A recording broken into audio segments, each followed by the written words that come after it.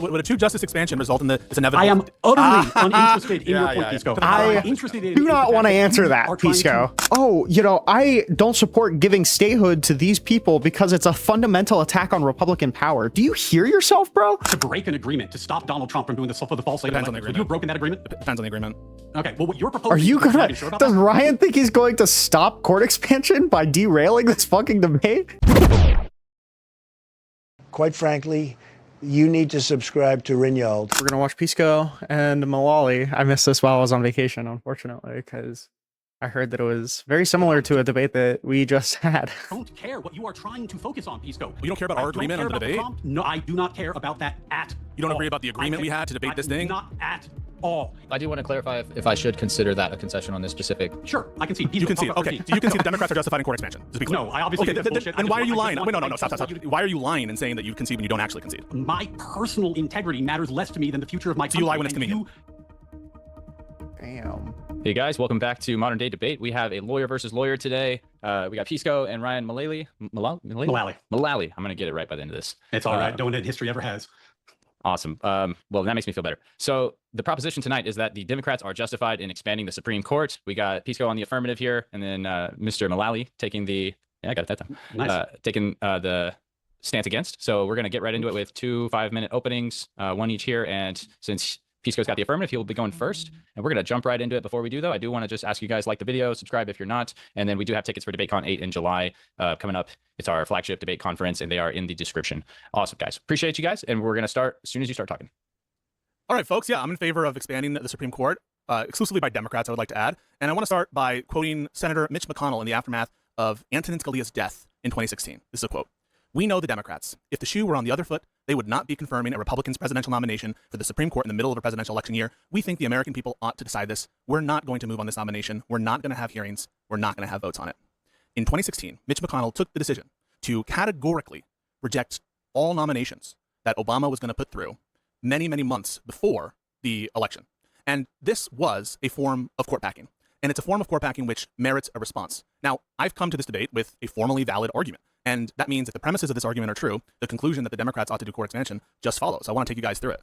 And hopefully you guys can read it. If not, I'll just try to make this a bit bigger. I can't do that. Okay. So the first premise, I think, is something that's easily agreeable to. It's just the notion that in the cases in which reciprocal court packing will not lead to a cascade of consequences, will not result in a bunch of huge parade of horribles that people are disclaiming, and in which there actually has been an injury done, some court packing done, that in those cases, it's justified for the injured party to retaliate. And of course, it's natural to do so too. The first, or actually the second premise of the argument is that, in fact, there was injurious partisan court packing done. This, I think, is obvious. If you go back to 2016, you see what Mitch McConnell did, and it was categorically an attempt with an irregular process in violation of a constitutional norm to change the composition of the court, not just wait for vacancies that emerge in the ordinary course of events, but to fundamentally violate a constitutional norm for the purposes affecting the partisan balance of the court. That should be an easy premise to agree to. There's no effective way to reverse this injury other than through court packing, right? There's some things that you could do to try to remedy this injury. Potentially the Republicans could, if they wanted to, just let the Democrats nominate a nominee. The next time one comes up, the justice could resign in recognition for what happened. There could be a neutral constitutional amendment that's presented, but none of those are effective and none of those are likely to occur, and therefore there's no effective way to reverse the injury without a court expansion in kind. The proposed reciprocal court packing doesn't overshoot beyond mild deterrence. I'm not advocating for us to do a 100-person court pack of the Supreme Court. We're just trying to remedy the injury that was done to the Democrats in 2016 and to respond in kind the way that Mitch McConnell suggested would be done, through a legal mechanism, through an authorized mechanism. So I think that's, whatever you want to dial in on your notion of proportionality here, if you accept even just one seat, I think you're definitionally in favor of court expansion. And so we can quibble about how much would constitute mild deterrence, but as long as you're agree that there was at least one seat that could be rectified, and I think honestly mathematically it's 2, if not more, then I think that you should be in favor of that proportionality premise.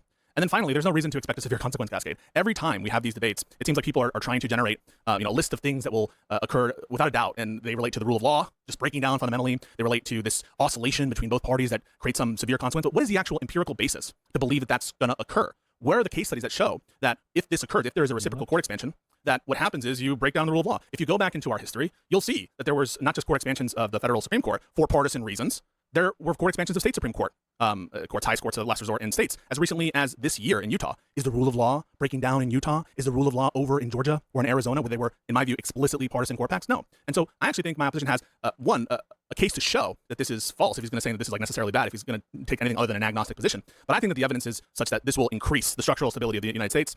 We shouldn't expect to see a breakdown of the rule of law or an increased tendency of the executive to disobey court orders. And so I think basically you're likely to see a lot of positive outcomes, and certainly in terms of the legitimacy of the court in the public's eyes, I think will be vastly improved if our court. Hey, just popping in to say hi. I saw you're playing Terraria. I subbed last night after seeing one of your new videos. Good stuff. Hope for more. Thank you, buddy. We hope to keep them coming. It's going to be hopefully a big month. Starts doing more popular things, because that's the vision of legitimacy the population cares about. All righty. Thank you for that 5-minute opening. And we're going to turn it over to Mr. Ryan here. Whenever you start talking, I'll hit the timer. Thanks. Hi, I'm Ryan Mullally. I'm an attorney. I've litigated at every level of the U.S. legal system, up to and including the U.S. Supreme Court. And I'm here today to open your eyes to a grave threat to our liberty, our Constitution, and yes, the rule of law. Prominent Democrats are now openly arguing for a set of policies, including the most radical and unprecedented court packing in the history of the country, adding 4 justices to the U.S. Supreme Court on a purely partisan basis. They do it with a smile on their face, cloaking themselves in false virtue, and hoping you will praise them for their tyranny. Pisco has the unenviable task of trying to defend these tyrannical proposals. To do so, he's selected a classic lawyer's trick: atomize the issue, drown you in banality and unnecessary complexity, and paint a thin veneer of logic over the unjustifiable. In other words, Pisco's job tonight is to obfuscate the Democrats' tyrannical plans. My job is to reveal them. And you don't need to be a lawyer. You don't need a 6-premise argument to understand the grave threat to your liberty extremists like Pisco pose. He is arguing that it's fine, even justified, for the Democrats to expand the court, which has been 9 justices since the Civil War era, and do so in the most radical and unprecedented way in our history. Why? Because they don't like the current Supreme Court. They don't like how they rule, and they want to get their way. That's why. It's that simple. So how do the Democrats plan to alter our Constitution, vitiate the independence of our highest court, entrench their own power? What's their plan? Well, they've told you. They said it publicly. First, they want to add 4 or more, some of them have said more, justices to the court, likely young, left-leaning justices who will serve for decades and enable the Democrats' agenda for the next 50 years. But that's not enough for them, by the way. That's just the appetizer. They also want to make D.C. and Puerto Rico states, because that would give the Democrats 4 extra seats in the Senate, locking out Republicans. Now, you might be asking yourself, is Senate packing part of court packing? Been disappointed with the pushback on Pisco's position on court packing. No one is arguing the good anti-court packing position from what I've seen. Well, hey, listen, I do have a podcast. No, I'm kidding. Yeah, I agree. It seems like most of the time, the pushback I've seen either explicitly grants like literally all of Pisco's premises, but they're just not willing to like say that they agree with court packing anyway, or ends up just like doing kind of like the soy like Ryan is doing. You could even see how like Ryan ended up phrasing it, right? He was like, oh yeah, like under the thin veneer of logic, right? You could tell whenever people are very incompetent in how they're going to debate, because they say shit like that, right? Like saying, oh, you're coding things in a thin veneer of logic. The only reason that you would say something like that is to prevent it from sounding convincing to whoever is going to be listening to the debate. It is literally just poisoning the well. There's nothing else that statement could possibly be doing.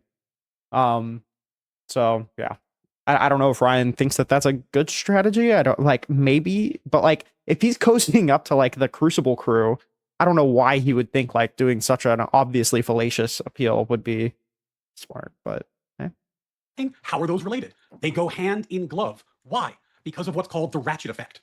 As Justice Breyer, a noted liberal Supreme Court justice, once explained when talking about court packing, quote, what goes around comes around. And if the Democrats can do it, the Republicans can do it. So after the Democrats pack the court to 13 justices, the next Republican administration would have the chance to reciprocate in kind. And they would. Maybe they'll go to 19. Maybe they'll go to 20. But then it's the Democrats' turn again, and they'll go to 30, 40, 50, 60. And pretty soon, the concept of the rule of law, the concept of an enduring constitution is a joke. It's a sad memory. So but the Democrats know this. They know this is a risk. So what are they going to do about it? How can they have their cake and eat it too? They pack the Senate, because if the Republicans can never get back in power in the Senate, they can never repack the Supreme Court. That's why they want to make D.C. and Puerto Rico states. Tyranny cloaked in virtue. But even that's not enough. They want to create an enforceable code of ethics for Supreme Court justices so they can discipline the justices that they don't like. But don't worry, Pisco's been very clear that he would only favor using such an ethical code, and I'll quote him, against the conservative justices that supposedly lied during their nomination hearings, though they did no such thing. Every statement Pisco makes tonight is an admission. Every single one. And here's why. It's so obvious. Pisco said his argument is about political self-defense. That's what he said. Well, I don't know about you, but I feel pretty threatened by court packing, Senate packing, infiltrating the court, taking away their independence. I feel pretty threatened. 1 minute. Are the Republicans justified in packing the court? Are they justified in self-defense? They have all the institutional power right now. They could pack the court tomorrow. They could put 4 frothing at the mouth conservatives on the court. Are they justified in self-defense? Pisco says no. He said in his opening, it's only for the Dems. He won't. Well, no, because there's no valid claim for self-defense. Like, really? Is this the argument? Say, like, oh, you think that you can shoot a robber who's breaking into your house on the grounds of self-defense? Well, can I go out and shoot anybody for any reason, Pisco? I think that that's pretty scary. I feel threatened. Really? Bite that bullet. And that's all you need to know to reject Pisco's self-defense argument. It's classic partisanship, rule for thee, not for me. It's a false argument meant to obfuscate and sane-wash tyranny. You ought reject everything Pisco says unless he's willing to condemn the Democrats' proposals in full. But even if that's enough to decide the debate, that's enough. But even if it weren't, his argument is nonsense. It's a clunky syllogism which is on its face a disaster. It's internally contradictory and self-defeating. The premises are false. It relies on undefined terms which appear to have proprietary and non-standard definitions. And it is all obvious. I don't think he's substantiated any of this. All right. So why is he saying, to obfuscate tyranny? That's what he's here tonight to do. And I'm here to reveal it. We'll have some fun tonight. Awesome. Yeah, you didn't really go over too much. I was just making sure you knew that's 5. Awesome. We're going to get into the open dialogue. We got 60 minutes hitting on the clock here. And since Ryan just went, we'll go ahead and let Pisco take it over for opening it up for his affirmative position. And yeah, sure. Go ahead. So a lot of this is just 60 minutes back and forth, right? Yeah. I'll try not to interrupt too much unless there's someone severely over talking the other. But generally, I'm sure you guys know how to be respectful here and let each other talk. So go ahead. Yeah, I thought a lot of what Ryan just said is like bluster and non-relevant stuff. I have a logically valid argument, and I'd like to know which premise that you're unconvinced by. Okay, Pisco, let's dive into it. First of all, can you explain to the audience what logically valid means and it doesn't mean? Because I think that's confusing for a lot of people. Okay, I mean, I think I already did. If the premises are true, then the conclusion follows.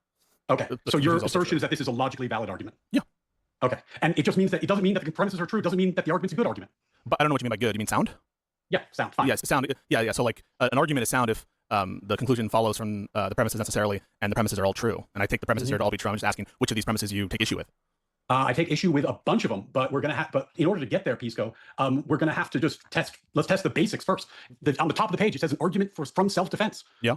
I feel very threatened by the Democrats' plan to add 4 justices to the court and pack the Senate. I feel deeply threatened. Am I justified, Pisco? Yeah, am I justified in packing the court? That's just the title I gave the argument. That's not anything in the argument. Pisco, nobody but you cares about your argument. So am I justified in packing the court? Well, I think that the argument, if the premises are true, then the conclusion, which is the proposition of the debate, follows. And so you're not going to answer if the Republicans are justified in packing the court? Why not? If the Republicans are the injured party, they would be justified under the argument. No. It's a neutral Pisco, argument. you're a lawyer. You're a lawyer. You know what self-defense means. Do I need to let somebody injure me before I have a right to self-defense? Yeah, so I take that as a derail. It's not within the argument, but it is a neutral argument. If Pisco, the nobody, condition, I'm tell you this honestly, if nobody the condition, cares about your syllogism.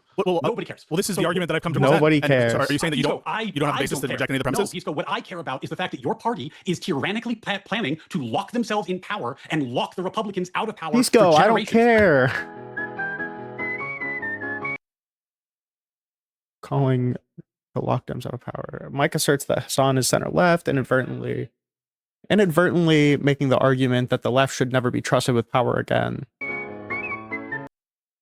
Trump on ending the filibuster. Yeah, that's what I care about. I mean, what was that first one? I get that you're mad that the progressive status quo is being exposed. It just justifies, if you think that justifies what Josiah is advocating for, then your side cannot be allowed to reclaim power. What he says is okay, that you have no objecting to the right. Well, to be fair, though, he's just reiterating the argument that he's making now, is that this just doesn't apply to either side, to be fair. But the argument, your syllogism means nothing to me. So you don't want to less about it. No, how about this, Pisco? We can make this very easy. Do you disavow the plan to add 4 justices in Pact 13? No, but I don't. But that's not the proposition of the debate. Do you, Pisco? Do you? No, I don't. No, I don't. That's tangential. So if you that's tangential. That's Ryan. No, that's tangential. So I presented an argument. Do you disavow and condemn the plan to add extra? This is just rhetoric. This is just rhetoric. This is rhetoric. Can we just address the argument? And condemn, Wait, that's rhetoric. Do you disavow and condemn? That's rhetoric. I just want to address my argument. Can we address the argument? Pisco, yes or no? I'll give you your famous one. Yes or no, Pisco. So I already told you I don't disavow the plan by Rokana. I don't disavow it, but I've already answered it. So now I'd like to address my argument for the debate proposition. Is that all right? No, it's not. So I brought an argument to the debate proposition. I want to address it. Why? We're going to get to it, but I just want to make sure the audience understands what you're saying. This is just rhetoric and posturing. You support. That's just posturing. I don't like. Members, correct? I think Pisco is getting maybe a little too far into like the formalized logic sector, right? Like, or like the people who do formalized logic, because anybody who's saying like this is just rhetoric, address the argument, like while that is technically true, all that Ryan is doing is rhetoric, and ideally he would address the argument. This is not rhetorical. It's not rhetorical to say like, oh, you're just engaging in rhetoric, right? Nobody really knows or cares what that means. While it is true There's just so many better ways to put that. That's one of several solutions that I'm okay with, but like that's not the proposition. Your party's advocating for it. You won't disavow it. Of course I won't disavow it, but like I'm trying to give you an argument in favor of it, and you don't want to address it. And you will not disavow, Pisco. You will not disavow packing the Senate. The argument isn't about what I'm going to disavow or not. The argument is whether it's justified. But you won't disavow it. We're not here to do posturing and rhetoric and stuff. Why not, Pisco? Because it's a debate. I'm here to defend my country from tyranny, Pisco. It's a debate. That's what I'm here to do. Okay, so are you here to debate the proposition or not? Pisco, what I'm here to do is point out that the Democrats are on the verge, based on the thinnest veneer That's not the debate proposition. to lock themselves That's not the debate into proposition. power forever. That's not what we're here to debate. Your silly argument. So you want to debate something? So we agreed to a debate prompt, and now you're saying you want to debate something else. Well, Pisco, what you want to do, what your party wants to do, what you will That's not what we're here to talk about. We're here to talk about lock court the expansion. Republicans out of power. Pisco, how about this? Tell me you don't want to lock the Republicans out of power. Yeah, no, but that's tangential to the Pisco, topic. That's tangential to the topic. We're here to debate the court expansion measures. Pisco, Yeah, I do think we should Republicans out of power. try to stay as close to the topic as possible. On We agreed to a topic. Let's stick to it. I provided an argument for that proposition. Am I going to get an answer about whether you would like to lock the I view Republicans that out as a of power? derail. I've already answered some of your derail questions, and I've already chosen not to correct some of your false assertions in your intro. That has nothing to do with what we're here to debate. It could be the case that it's not what we're here to debate. I think I have to stand my ground and say we're here to argue a point, a specific point, and you trying to derail and use rhetoric is not effective, and it's not convincing anyone. I think the audience understands exactly why you won't disavow that, and that's more. I think they understand why you're not willing to address the argument. And if you were confident, you would. Let's go to your perfect. Yeah, let's do it. Let's go to your nonsense argument piece. Yeah, okay. Which premise do you disagree with? Premise 5: there is no reason to expect a severe consequence cascade. Perfect. Okay. Why on earth would the Republicans not repack the court the next time they have power? I'm not saying that they wouldn't. So you think that that's not a severe consequence cascade if the parties just keep expanding the court over and over and over again? I view that as preferable to the status quo.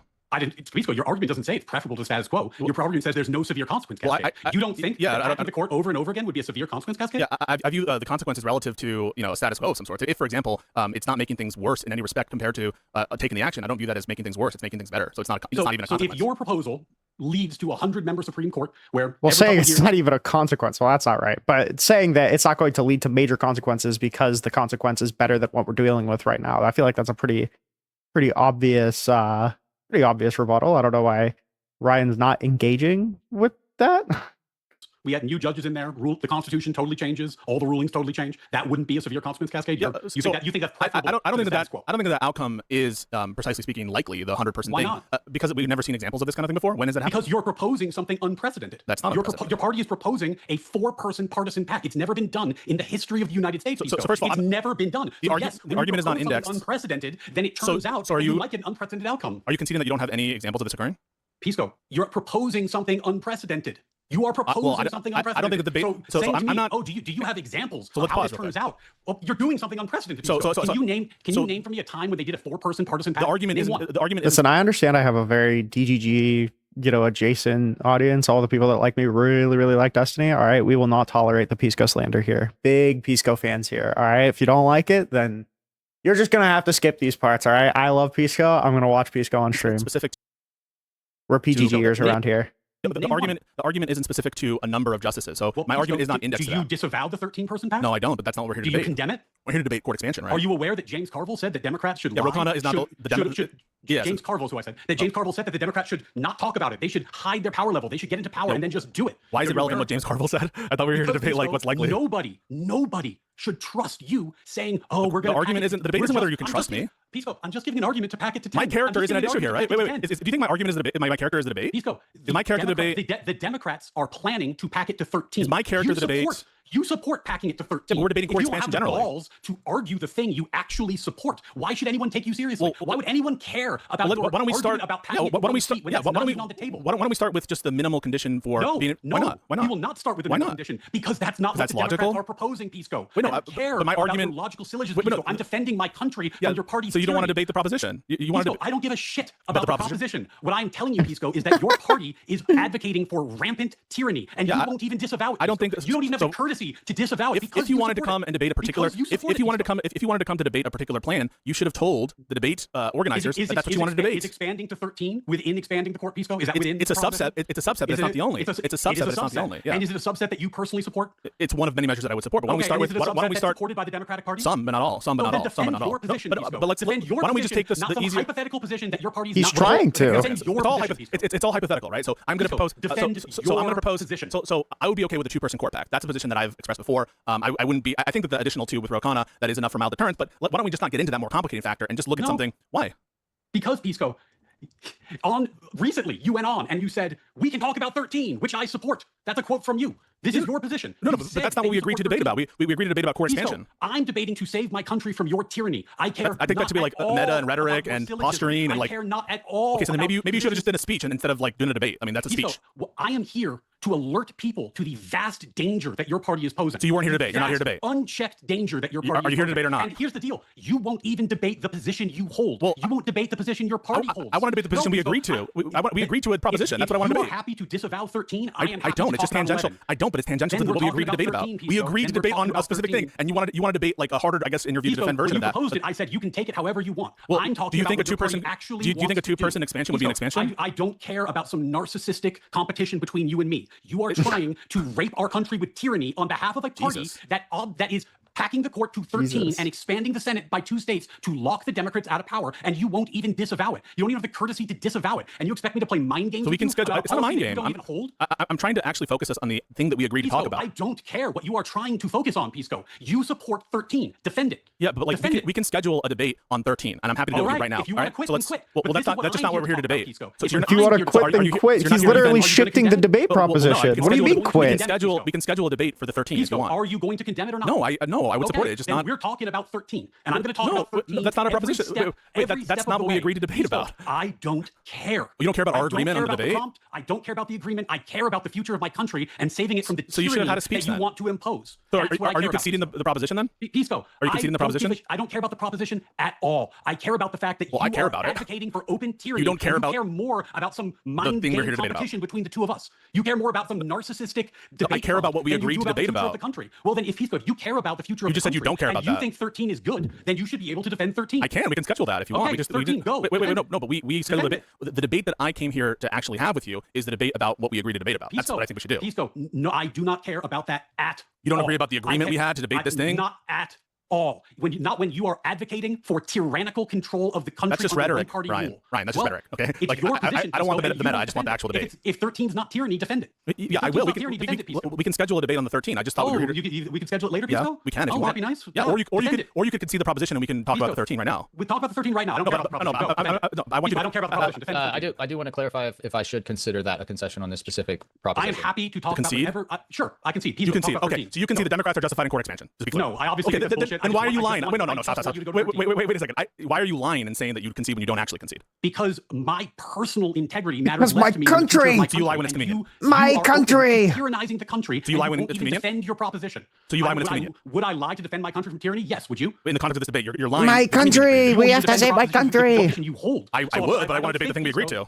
Well, Pisco, I don't give a shit about that. Defend 13. I don't care what I signed up to debate.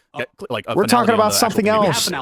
Liberal. You had a fake concession by your own terms, a lie to concede. I'm obviously lying when I concede. Go. Yeah, but I don't want a fake concession. I want an actual resolution of the thing we didn't debate about. Well, you're not going to get it. 13. Wait a second.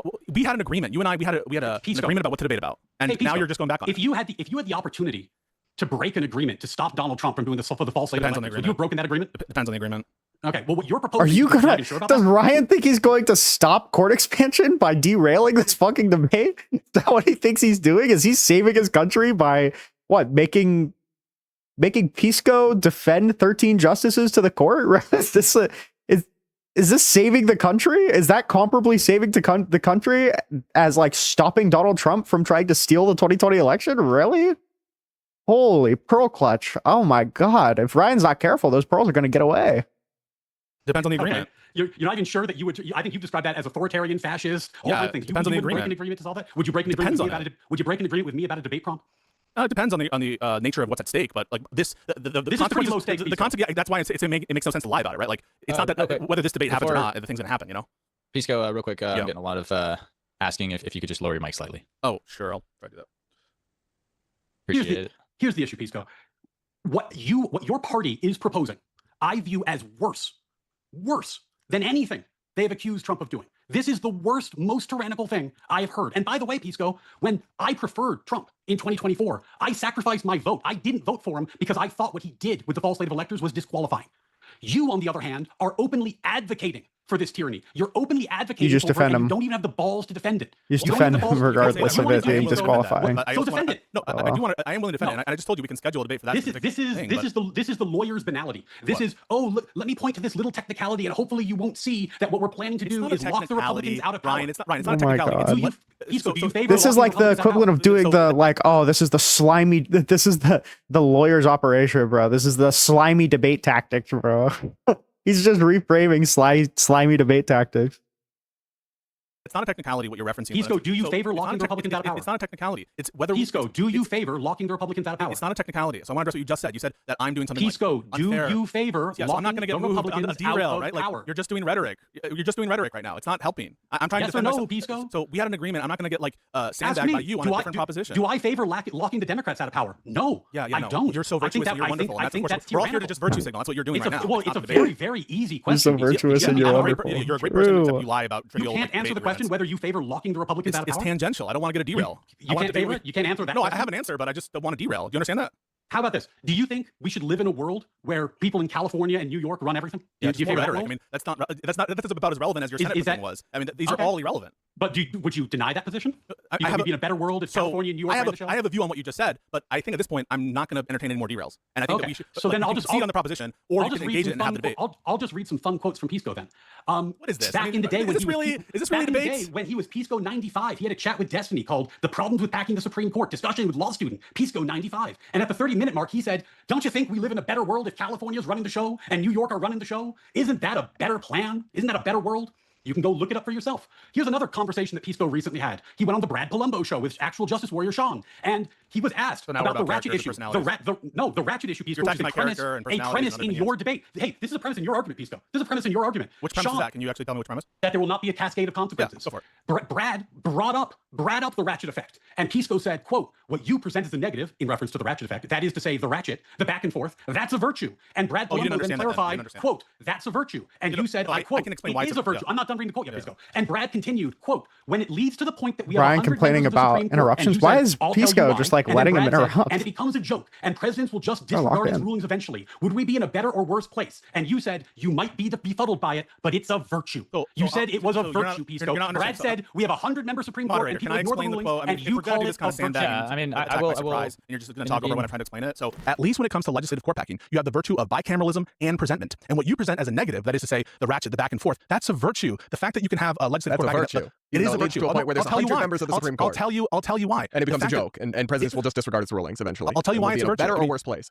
You might be befuddled by it, but it is a virtue. And the reason is the fact that it's more peculiar circumstances to do what Mitch McConnell did. You need to have this situation in which the president is in control and you have a Senate or the other party. That means that there isn't parity in terms of the options available to both sides. And so it's uneven on that view. So it's more undemocratic. You don't have bicameralism. You don't have presentment to the president. And the circumstances of the non-legislative court packing are more rare and weird and more unique to the Republican majority in the Senate. And those are virtues that you can't contend with. In what sense is it better to have that than the legislative court packing? You're like the ratchet.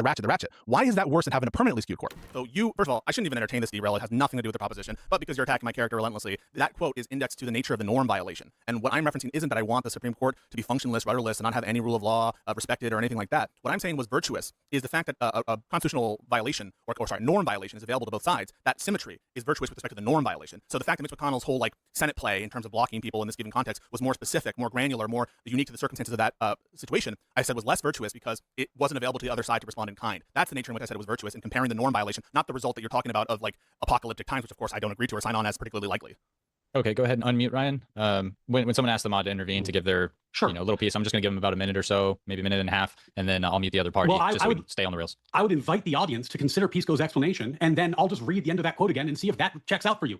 Brad said, "When it leads to the point that we have 100 members of the Supreme Court," Pisco said, "I'll tell you why." Brad said, "And it becomes a joke, and presidents will just disregard its rulings eventually. Would we be in a better or worse place?" Yeah, and Pisco said, "You might be befuddled by it, but it is a virtue." I wasn't saying it's virtuous to disobey the Supreme Court. What I was referencing was the notion of oscillation being available as a remedy to either side in assessing the scope of the constitutional norm violation. I was saying that availability on only one side is less virtuous. The fact that there's equal parity and symmetry, that's a virtuous aspect of the equal comparing norm violation. So obviously, he I don't said want 100 members of the Supreme Court, and it's a joke that gets disregarded, and you said it's a virtue. Right. I'm telling you right now. Yes. That's not what I meant. And I'm telling the audience that they should disregard you because you are. So I didn't know my putting a thin character was veneer an issue of in this lawyerly debate. logic over tyranny. So you don't want to debate the proposition. You want to debate whether I'm a good person or whether I'm truthful after you are a self-admitted liar and you don't want to actually adhere to Well, the agreement of Pisco, the debate. if you were willing to defend the positions you actually actually hold, then I wouldn't be forced to keep pointing out what positions you actually hold. But you Why do are hold the these positions, Pisco. why are the You full hold range them. of my positions at issue in this debate? Isn't the debate about court expansion? Because Why are the we entertaining people this? who hold those range of positions are attempting to lock the Republicans out of power, and you support it and defend it and are using your skills as a that's just lawyer not to give the sane-washing cover to tyranny. That's just not the And prompt. that, We can Pisco, schedule is what I'm here to talk about. we can schedule a debate on that specifically if you want to. But that's just not what we Pisco, I'm scheduled a here debate about. right now. Talk about it. You know, I'm I here don't right now. I don't think I should entertain a derail after we had an agreement. We had Pisco, we I had think an we all know agreement. damn well why you won't entertain this, because you No, I want to literally lock will. them out of power. I just told you You I will want to lock schedule. them out of No, power. hang on a second. I just told you I'll schedule a debate with you on that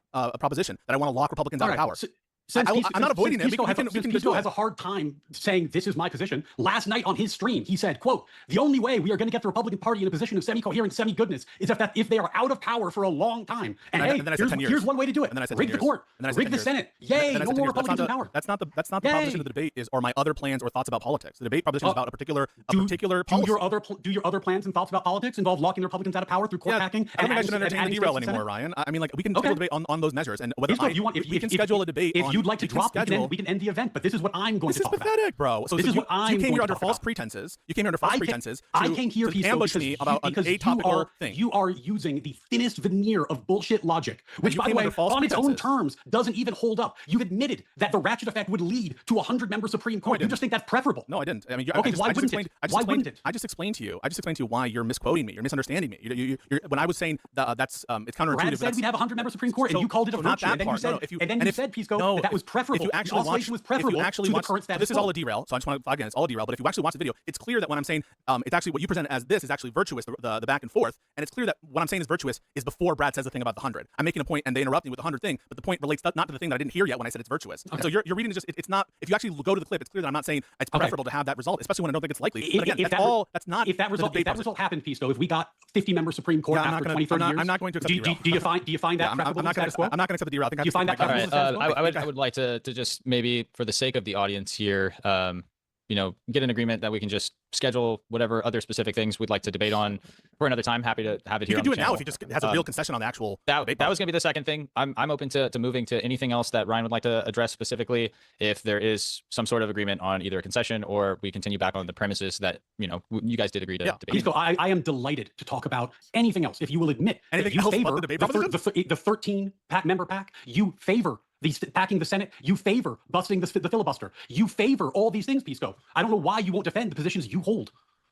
Yeah, so I just think I need to stick to my guns and say we had an agreement. You came under false pretenses. You say you don't care about our agreement, that you shit all over the agreement. And I just take that to be definitionally bad faith and not really worthy of anyone's consideration. It's not really convincing. And I would rather just debate the proposition. Pisco, I would break my word to you to save my country 100 days in a row. Yeah, but lying to me doesn't make that happen. The stuff that you are doing. Yeah, you're not is saving your so country, little bro. slimy, Lock in. disingenuous and dangerous that it needs to be called out. It needs to be called out, Pisco. No more hug box panels. You need to be told You don't to even your want to face debate. that what you are doing is worse than the authoritarian stuff you decry. You have become an authoritarian, Pisco, and you won't even deny that you hold these positions. So first of all, I have views on my positions are well known. I know my positions, and I do too, Pisco. So you've accurately and also inaccurately characterized some of my views, and to engage in you in this back and forth dialogue about which of the views you've properly characterized, which ones you've improperly characterized, I think is a derail, and it's not respectful of anyone's time, certainly not of the organization that set up this whole debate for us to have a conversation on a specific thing, where we, by the way, in advance of this, I gave this argument, in advance of this, we advertised this to people to come watch. I have people who I know personally who are watching this debate. I think it's disrespectful to my time, to their time, and to, again, an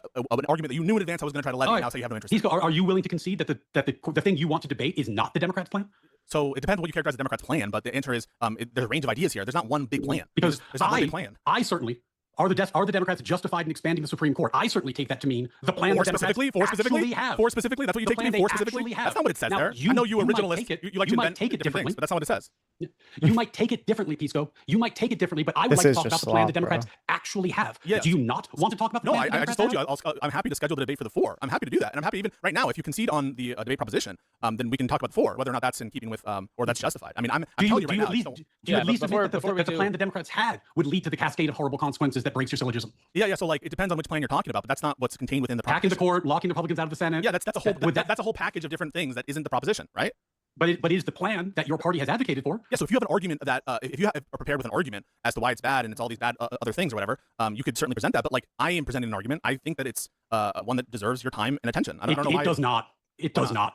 because you are being a puppet for tyrants. You are being a toady for people who would take away my liberty and burn my constitution, Pisco. It's a fucking disgrace. It does not deserve my time and attention, especially if you can't even defend the plan your party has. The plan your party actually has. So first of all, it's Rokana and like a few people. It's not any party's platform or anything. But even putting that aside, right? Like, and you won't disavow it because you support it, Pisco. But I'm not afraid to defend that. I'm just telling you right now. Then defend it. I'm willing to schedule a debate on that specific proposition, or to do it right now after I get a concession. Then defend it. Go right now. Go ahead right now. I would like to first prioritize the thing we agreed to do.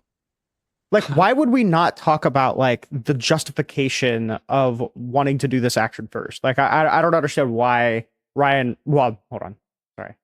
I understand why Ryan does not want to talk about what Pisco wants to talk about, because the justification for the Democrats is incredibly clear and the justification for Republicans is non-existent, right? That's why Ryan doesn't want to talk about what they actually came here to agree to talk about. Instead, Ryan just wants to fucking pro clutch because he knew that Pisco wouldn't agree to this like vent session otherwise, because it's pathetic, right? It's pathetic to just watch this grown man cry about, you know, whatever prompt he like perceives the Democrats are going to do.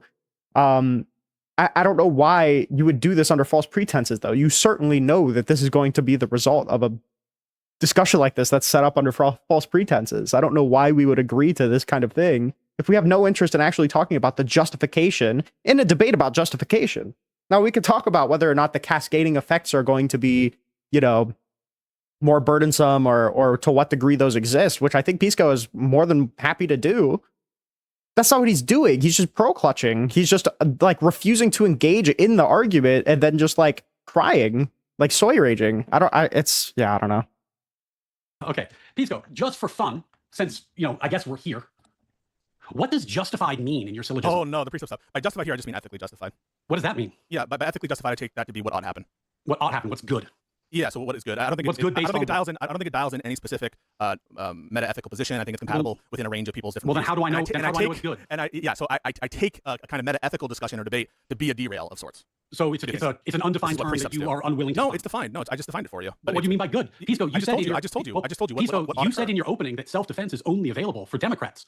So I think we might have different ideas about what good means. So no, the argument is neutral. It's just in this particular case, the injured party is. I don't know if you've seen it. I'm glad that we're now going to the argument. The injured party are the Democrats. That's P6. Why? It's a neutral argument. It applies. So I would bite this bullet if it were Republicans in the same position. I would say Republicans are justified. Then what does court packing and injury mean? Yeah, I'm happy to get into that and tell you what I mean by those terms. So by court packing, I mean a change of the composition of the existing court, which is irregular and actively driven. A change of the composition of the existing court, which is irregular and actively driven. Yep. Okay, so any change in composition. Which is irregular and actively driven. The membership of court changes. Yeah, which is irregular and actively driven. Okay, so when the Democrats refused to confirm Robert Bork in 1987, was that court packing, Pisco? Yeah, no. Well, prior to that, it was a given that you would get a fair shake about your credentials. Yeah, I don't view that as irregular. He got denied, Pisco, not for his credentials. He got denied for his views on the law, because he was an originalist. Why is that not irregular? Yeah, so I take irregular to be a violation of established norm. Ooh, that was an established norm. I don't prior to that point, people were getting typically 98, 90, 10 confirmations, and it was just about whether you were a good judge. What's the norm? The norm it's also a derail, but Supreme Court justices were judged on the basis of their ability as a lawyer, not their partisan affiliation or views on particular. Because Pisco ran away from a WIC panel by getting Ryan kicked off so they didn't have to debate the topic Ryan is bringing up. It was on the same prompt, no? Like, I'm sorry. If it's about justification of this thing, and which, by the way, I'm rejecting your premise here. But if it's just about justification of this particular action, and that's what the prompt is here, why does that give Ryan justification to fucking soy rage and not talk about the prompt? I still don't understand how that would justify fucking anything. Legal issues. And with Robert Bork, the Democrats broke that norm and they denied him his confirmation purely because he was an originalist. Is that irregular, Pisco? Yeah, no, I just explained. I don't think that it's an irregular norm that you're talking about. Why not? There was a norm. They broke the norm. Also, like, certainly we can all understand that Ryan is not arguing in good faith. Are we seriously like, the problem with what happened to Merrick Garland is that they were refusing to even hold a confirmation hearing for Merrick Garland because Donald Trump was going to be elected in 2016, or on the chance that a Republican was going to be elected in 2016. And I'm pretty sure Republicans in Congress even said that supposing that Hillary Clinton won, they would confirm Merrick Garland immediately. So to compare that to striking down somebody for their constitutional interpretations is way fucking different to not even agreeing to hold the confirmation hearing, literally robbing a potential Supreme Court candidate from even being considered who had the popular support to actually get pushed through. But okay. I don't think that there was a norm. I think that what you're describing as a norm wasn't an actual. You don't think there was a norm? I invite anybody watching this. Go back and Google. Go back and Google Robert Bork. Even if it were true, it is true. Even if it were true, it doesn't falsify any of the premises. So well, no, it shows that the Democrats in 1987 engaged in court packing by your definition. It's logically possible for more sides than one to be justified in court packing. Okay, that's logically possible. But I don't agree with your case study. I don't agree with the Bork example. I just explain why. As the Democrats court packed in 1987, then they were justified. The Republicans were justified in court packing with Merrick Garland. So I just explained to you why it wasn't a violation of a norm. It also didn't change the composition of the court. It did. It did not. It did. No, we did not get an originalist court. Instead, we got Justice Kennedy, and Justice Kennedy gave us the wonder of substantive due process and the Obergefell decision. That's which invented the right to gay marriage out of constitutional thin air. It was a pretty big change in the constitution of the court, Pisco. It was a pretty big change. So composition here is not with respect to legal theory. That's not what I'm indexing for. It's irregular but not as to the things that Republicans care about. The things only irregular as to the things the Democrats care about. No. Where we see a potential partisan injury. That partisan injury. The Republicans were very injured by that, Pisco. We lost an originalist majority. We would have had an originalist majority. We lost. We were very injured. So I don't view that as an injury. As I use standard definition of injury here. It was a Republican pushed and are you uniquely qualified to decide what's a political injury? You can decide for yourself. I'm not saying that I am like okay. Well, I take it as a political injury. But the Republicans got their nominee and the Democrats approved Anthony Kennedy. Well, I take it as a political injury, and since we're both equally qualified there, then P2, the Republicans were injured by partisan Supreme Court packing. Wait, you could say maybe the originalists were. How is this justification for the Republicans to do it if they got their pick through? Down to P3, there was no effective way to reverse it. I don't know why you're so can we just pause? Is that okay? So let's address the issue of okay, but then why didn't Obama start flooding nominations? It's because they wouldn't hear any of the nomination. Why the fuck would he flood more nominations if they're not holding hearings on one? Them not holding hearings on one is not going to stop them from not holding hearings on fucking 50 or 100. What does that even mean?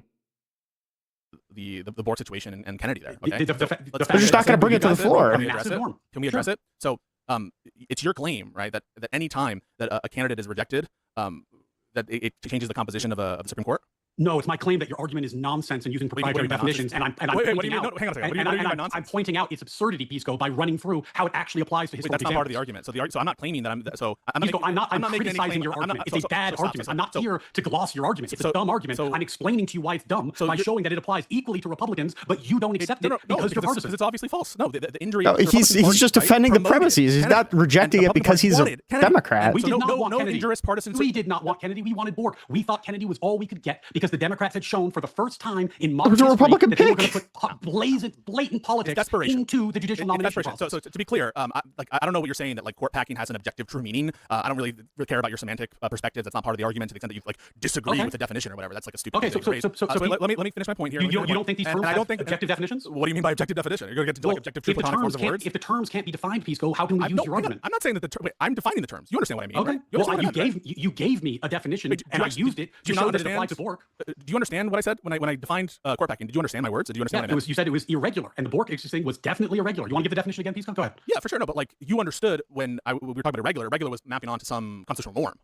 Then there was a norm. There was a norm not to hold justices accountable to their particular politics or their particular judicial philosophies, but to judge them on their ability to be a legal mind. I don't know what the evidence is for that norm, but it's a well-established historic fact that anyone can look up, Pisco. And I invite the audience to look up Robert Bork's nomination to see if Pisco, a lawyer, should be aware of one of the seminal events in U.S. history on the topic he came here to debate, which he suddenly has no knowledge of. So I'm not saying that I have no knowledge about being borked. I'm in fact giving you reasons. So then what was the norm prior to Bork? Let me finish what I'm saying. What was the norm then? The evidence that I have that it wasn't a norm is that judges have been this whole time questioned on their integrity on crimes. There have been judges who resigned because of accusations. This is I think Fontes, Abe Fontes, and others about crimes. Yeah, about their personal life. Crimes they committed, but not just that, improprieties, things like that. So these are all relevant considerations, as well as Bork was involved in the Saturday Night Massacre, and you might have a different view on that about whether or not the Saturday Night Massacre was a big deal, given your view on the immunity decision or whatever. But I think that's you're saying that it would be norm violating to consider his role in the Saturday Night Massacre when I'm saying that the Democrats, led by Joe Biden, tore him apart and their expressed concerns was that he was too conservative, too originalist, in favor of overturning Roe v. Wade, and that if you let him on the court, there would be a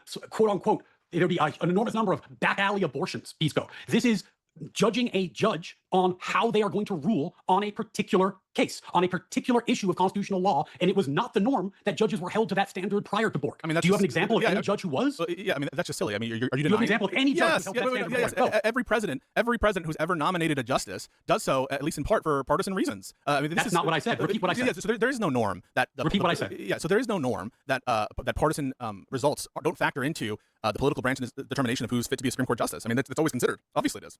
That's not what I said. Do you understand the argument I'm making, Pisco? Can you steel man it? You know, maybe you should say it again. Okay, that prior to Bork, there was a norm that judges were not to be judged on partisan issues about how they will decide particular legal outcomes. It was Evidence? improper to, Pisco, Google it. This is well-known What's the fact. evidence You went for to that? law school, brother. Google Wait, you it. went to law What's school, the brother. evidence that it was a norm against considering that the results? Can you name one? You said you have instance where evidence. this was done prior to this.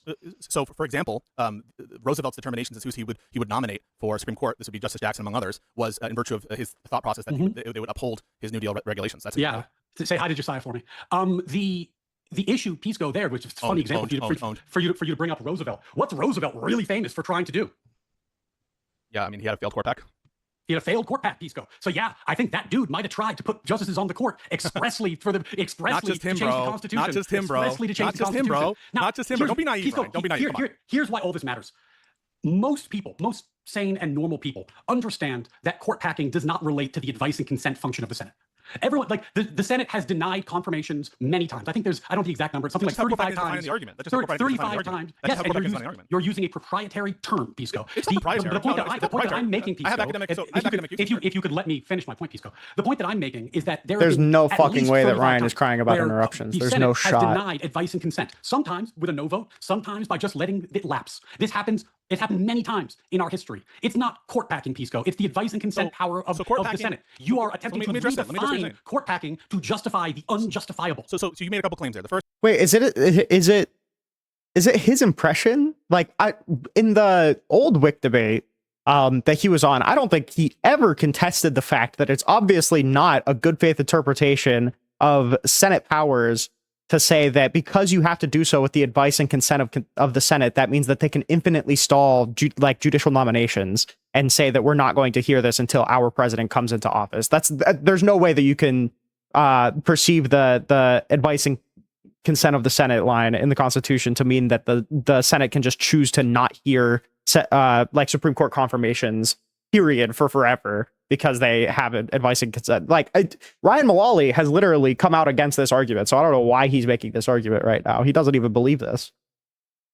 First is that I'm using like a proprietary definition. I honestly don't know why that's relevant to the argument itself. It could be true that I'm using a proprietary definition, but that wouldn't change whether the argument is true or not. I mean, I can define terms however I want them, and it doesn't bear on the truth or falsity, except to the extent that the difference in concept matters. I'm trying to convey meaning to you. So whether I use the term court packing or court schmacking or court packing too, like, are you really going to quibble over the terminology here? You just addressed what you said about proprietary concept, and I explained a difference in concept. Yeah. There's a difference in concept. So the argument uses a particular concept of court packing. Now, you can say that it's proprietary. You don't have a basis to say that. You think I just made this up? Pisco, I think you don't have a basis to say it's proprietary. Yes, right? I do actually. Hold on. Okay, we can find many definitions, Pisco. No, I'm looking at my notes. If my definition appears in the literature, would you say it's proprietary? Pisco, your definition. Would it be proprietary? Can you answer a question? Can you repeat it? Yeah, sure. Repeat it. No, wait. Can you answer my question first? If it appears in the literature, would you say it's proprietary? Yes or no? Depends on the literature. Depends how widely accepted it is. Okay. So court packing is a change in the composition of the court which is irregular and actively driven. But again, it's irrelevant. All right, let's assume it's proprietary. So, a change in the composition of the court that's irregular and what? Actively driven. But okay, I'll grant it. But throughout our history, the Senate has used its advice and consent power to deny nominations. Flat out. They've done over and over again. Are you fighting on one of the premises of the argument? What's irregular? Are you contending that one of the premises of the argument is false? I'm saying that by your definition, the Garland situation was not court packing. No, but there was. What was irregular about it, Pisco? Yeah, so the norm that the Senate does not categorically refuse to hear nominations from a president, that they will categorically refuse to have any. Is he seriously arguing that was not irregular? That happened to President Fillmore. Okay, no, but there was a norm established. Okay, there have been court packs in history as well, legislative court packs. So it's on all fours in that sense. Just because there used to be violations. You see how this goes. There used to be violations doesn't mean that there isn't a norm established. When the Republicans complain about a norm violation, not court packing in Pisco's mind, the Bork stuff, not court packing. But when the Democrats complain about a norm violation, court packing. Yeah, just and fun. this is what I mean about the one's a rule norm, for one's thee, not. not for me. nature. It's because this is what everybody does, where it's like, oh, we've complained about weaponization of the DOJ all the time, but as soon as the Democrats complain about it, blah, blah, blah, blah, blah. It's just this assumption that all of these claims are inherently equal from either side, and that like we cannot comment on the legitimacy of these claims. It's just so ridiculous. And I mean, like, Ryan is also smarter than this. That's why it's so fucking frustrating. I know Ryan is smarter than the arguments that he's making here. I have no idea what fucking has poisoned his brain like it is right now. The idea that just because Pisco is saying that self-defense is justified for Democrats right now because of this action that happened doesn't therefore follow that Republicans also have justification because they've perceived a similar attack, like regardless of the validity of that attack. No one's ever like, I don't even know what the fuck he's doing, bro. This is like a generational meltdown. Just one's a norm, one's a norm, and one's not. It was a norm, Pisco.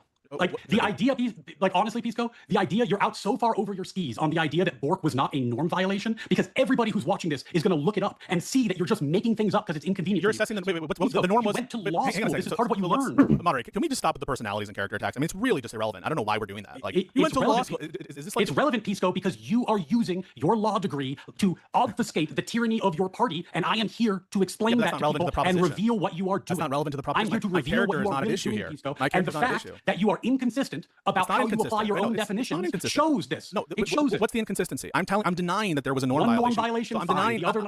I'm denying that it's a norm violation. You are denying an established historic fact that everyone in the audience is going to look up and realize that you're wrong about. So we can move on, Pisco. It's humiliating enough to leave it there. Let's go. I just want to say I didn't say anything there just because it's a statement of fact. I get it. It's a little tongue in cheek, but I mean it's not super inappropriate. So I'm gonna just kind of. You mean about like you're a lawyer, you're lying to everyone. You want like well, just the you're a lawyer statement part, the accusing you of lying thing. I mean, saying that I'm using my professional credentials to destroy the country. I don't see how that's relevant. Which you are doing. Yeah. Okay. I mean, that's all well and good for you to claim that. I disagree, obviously, but that's not what we're here to debate. We're here to debate the actual issue, and I'm not inconsistent in my application. I think one was a norm and one was not a norm. And that's why and the other thing it bails on is changing the composition. Wait, let me finish this. The other thing that it bails on is it didn't actually change the composition with respect to the partisan makeup. Here, the Republicans got a nominee through. They got Anthony Kennedy through. Now, you might not think that he was the ideal candidate, but in terms of composition, that's not what we're talking about. It absolutely changed the composition of the court. It took away the originalist majority. It preserved Roe v. Wade. It gave us the manufactured right to gay marriage out of thin air. It pretty badly changed the composition, Pisco. Yes, but I think we've done enough on the arguments, notions of injury. I've done enough on that point. Let's move on to my broader critique, which is why do only your side get to define what self-defense is? I don't know what you mean by that. Your side will defend. I feel, in my heart of heart, Pisco's, I feel very injured by the prospect of the court packing that the Democrats are about to do. I think there's going to be injurious court packing. I think there will be no way to reverse it without court packing of my own. I think that packing the Supreme Court to 4 more frothing at the mouth conservatives would just be, it wouldn't overshoot beyond mild deterrence. And I think there's no reason to expect a severe consequence cascade because we're going to lock your asses out of power and you'll never win an election again. And I feel very injured by this plan that you have, Pisco. Are the Republicans justified in packing the court right now? Yeah, no, my argument doesn't turn on that. That's my argument, Pisco. It's my argument. What's the argument? My argument is that you can do self-defense preemptively. You don't have to wait for somebody to hit you. So since you guys are planning a 13-seat court pack, the Republicans should do it tomorrow. They should get out ahead of you. Do you actually take the position? Pisco. Or do you take that position or not? It depends. Are you guys serious about packing to 13 and packing the Senate? Wait, so I don't understand. Are you serious or not? Well, so let's take a break and do some history. Is that your position or is it not your position? Why can't you answer the question? Online, I've been begging people to de-escalate, begging people to de-escalate politically. But what I'm seeing today is that a colleague, a lawyer, can't even say that he disavows the positions that would lead to abject tyranny. So if you can't disavow those positions, Pisco, if the Democrats can't disavow those positions, why shouldn't the Republicans pack the court in advance? Do you take the view or not? You just said if you guys are serious, then yes. If you're serious, if the Democrats are serious, it's your position that I am serious, right? So if the Democrats are serious that I am serious, right? That's what you don't hold the levers of power, so it's the Democrats that matter here. If the Democrats are serious about locking the Republicans out of power, so your whole justification for lying to me would be justified in doing it first. This is so funny. So your whole justification for lying about, self-admittedly lying about the debate proposition, what you're willing to debate, what you care about, your whole defense of this and like going into personalities, attacking my character, saying all these different positions that are obviously tangential, was because if you don't, like the country's gonna be destroyed. Then I'm like, well, you whole thing is that like I'm destroying the country, and you're like, oh, well, you don't matter because like you're not important. So like, what was this whole thing about like you bringing up my character and lying to me? Like, if I don't matter, then why did that whole Pisco, if the Democrats are willing to pack the court and lock the Republicans out of power, then the Republicans are justified in doing it first. I want your actual position. Do you doubt that? That's the position. You doubt if the Democrats are serious, then I'm asking whether you doubt that. Do you doubt that they're serious? I'm becoming increasingly convinced they are over the course of this conversation. Because of me? Yeah, because of you. You just said I don't control the party. You make no sense. You don't control the party, but you're someone who should know better. You're someone who should know better, and you won't even what I'm saying affects your tyranny that you're intuition. espousing. What I'm saying affects your intuition about what the Democratic Party is going to do. Yes, it does. Because Why? Pisco, we're lawyers. We're the ones who are supposed to stand up for the Constitution. Why? When it came time for The me way to you said not that, vote for my preferred candidate because he had done something awful, I bit the bullet and didn't vote for him. When he prosecutes James Comey, and I think it's ridiculous, I stand up and fight. It's not strategic, he says to Rob Noah. Going after Comey is not strategic. I wouldn't do it. It's not strategic. I said not to do it, Pisco. It's not guys. strategic. It's stupid.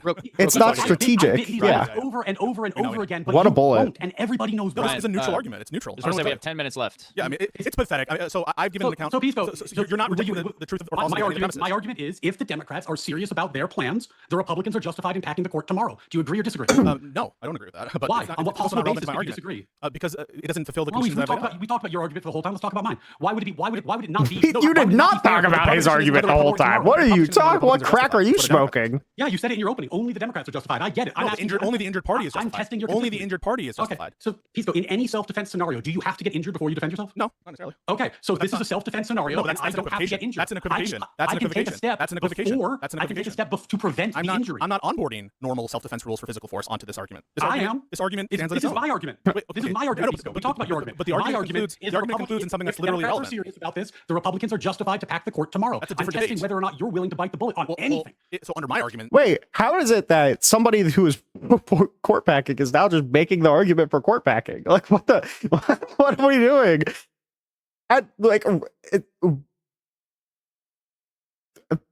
Is this the same Ryan Malali that I debated? What are we doing? I think that they're. I'm not talking about So your I'm willing to bite argument, the bullet. I'm willing to bite the bullet that sometimes Republicans would be justified to do court packs. That's the No, argument I I'm talking presented. right now. The argument I If the presented Democrats is are serious neutral. about their plan, are the Republicans justified?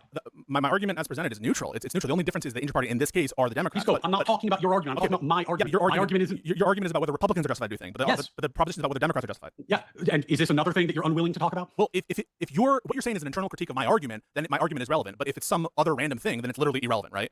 Well, what I'm testing, Pisco, is that you put an argument on stream with the title self-defense, and you seem to think that only you are Is it an empowered to internal find critique what or not? self-defense in. Is it an internal critique of my argument or not? No, Pisco, it's my argument. Well, I told okay, you, if it's my your argument, then it's irrelevant. It's about whether Republicans are justified in doing something. Well, it seems, Pisco, that we found yet another thing that you won't admit to. Now, in my opening, wanna resolve the I topic did of the mention debate. that your job tonight was to put a thin You veneer of logic will and not reality let me over run from the tyranny. topic of the we're here- debate, Ryan, we're pussy. here- Ryan, we're here to- And here we see you doing it. Ryan, we're here to debate the proposition of the debate. That's what we're here to do. Pisco, you won't admit you wouldn't admit that your nose was on fire at this point. You won't admit positions that you hold are true. You won't I'm happy to admit do that that. if what you're talking, if you're serious, if what the Democrats are doing, if I do they're it every serious day. about it, that the Republicans would be fully justified in taking preventative Is this an self-defense. internal critique of my argument then? It's saying if what If you they are said, se- if what if you they are said is serious- justified, that's an internal critique, isn't it? Yes or Sure, no? let's do Okay, that. so then don't try to say, I was then don't try to proposing say, as then don't try to say it's not an internal critique of my argument. argument, Okay, Pisco. so you can't have it both ways, right, Ryan?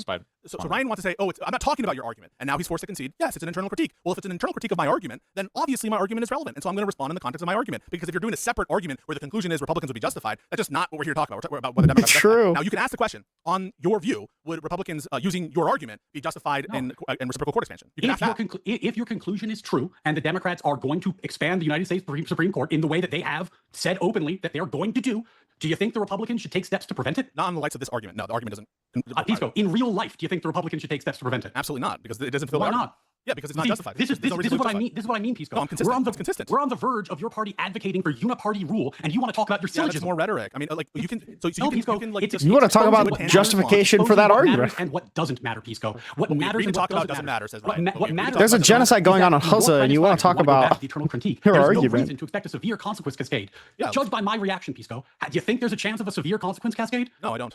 You don't think so? No. You don't think that people who think the way I think view this as you signing your name to burn down the Constitution? I'm sure I promise you they do. I'm sure some people do, but I just don't. So I don't- how would you They do possibly that regardless. How would you possibly prevent Yeah, they us already from think that, taking bro. vicious reprisal? Yeah, so like I. You've don't already think that it will taken be- vicious if there are reprisal, you vicious fucking reprisals, retard. I think it will be like superior to the I'm status telling you, quo. Pisco, So I take your position as hostile to the existence of the Constitution. I take it virtue as of that what? level of a In threat. virtue of what? So Why is doesn't that? matter. It's my preference. Don't die, Doesn't don't die, matter. don't So die. You don't have if any I- reason to believe that. If I take it that way, and other people take it that way, and I promise you they do, how would you not expect a severe consequence cascade, Pisco? Because I we're think that- obviously going to get you back for this. Obviously. Yeah, I mean, like if you try to do that, I mean, like you can try a lot of different things, and maybe How would you stop maybe, us? maybe even you'll succeed on some of them. But I just don't think that, assuming that's Oh. true, just like I started with Mitch McConnell saying, we know what Democrats would do if hypothetically they were in the reverse position. You don't need a reason. You guys don't need a reason to be left off the chain. Yeah. You guys are True. marauders and barbarians within our walls. You don't need a reason. You're gonna do what We're you're gonna marauders do and for power. barbarians. Yes, that's True. right. So, And that's why we ought to be locked out of power, right, you Pisco? don't. That's why we ought to be locked out of power, right? So that's totally tangential to the argument. But just to be clear, you guys don't need a reason, right? So So you guys will do the worst and most horrible thing independent of anything, right? So it's all I mean, priced in. what That's why you are- I'm sticking to the premise of the argument. P5, there is no reason to expect a severe consequence cascade relative to the status quo because you guys are just always going to do the most horrible thing. It doesn't matter what we do. Yeah. And then what are you going to do to prevent it, Pisco? Yeah, what we would do in the case in which there was no triggering incident to cause you guys to do that stuff. Yeah. Yeah, real quick, Ryan. After this response, I'm going to let Pisco go into his 5-minute closing statement, and then we'll go ahead and mute the. Sure. We can go into closings. That's fine. It's been an hour, so I mean, it's been entertaining.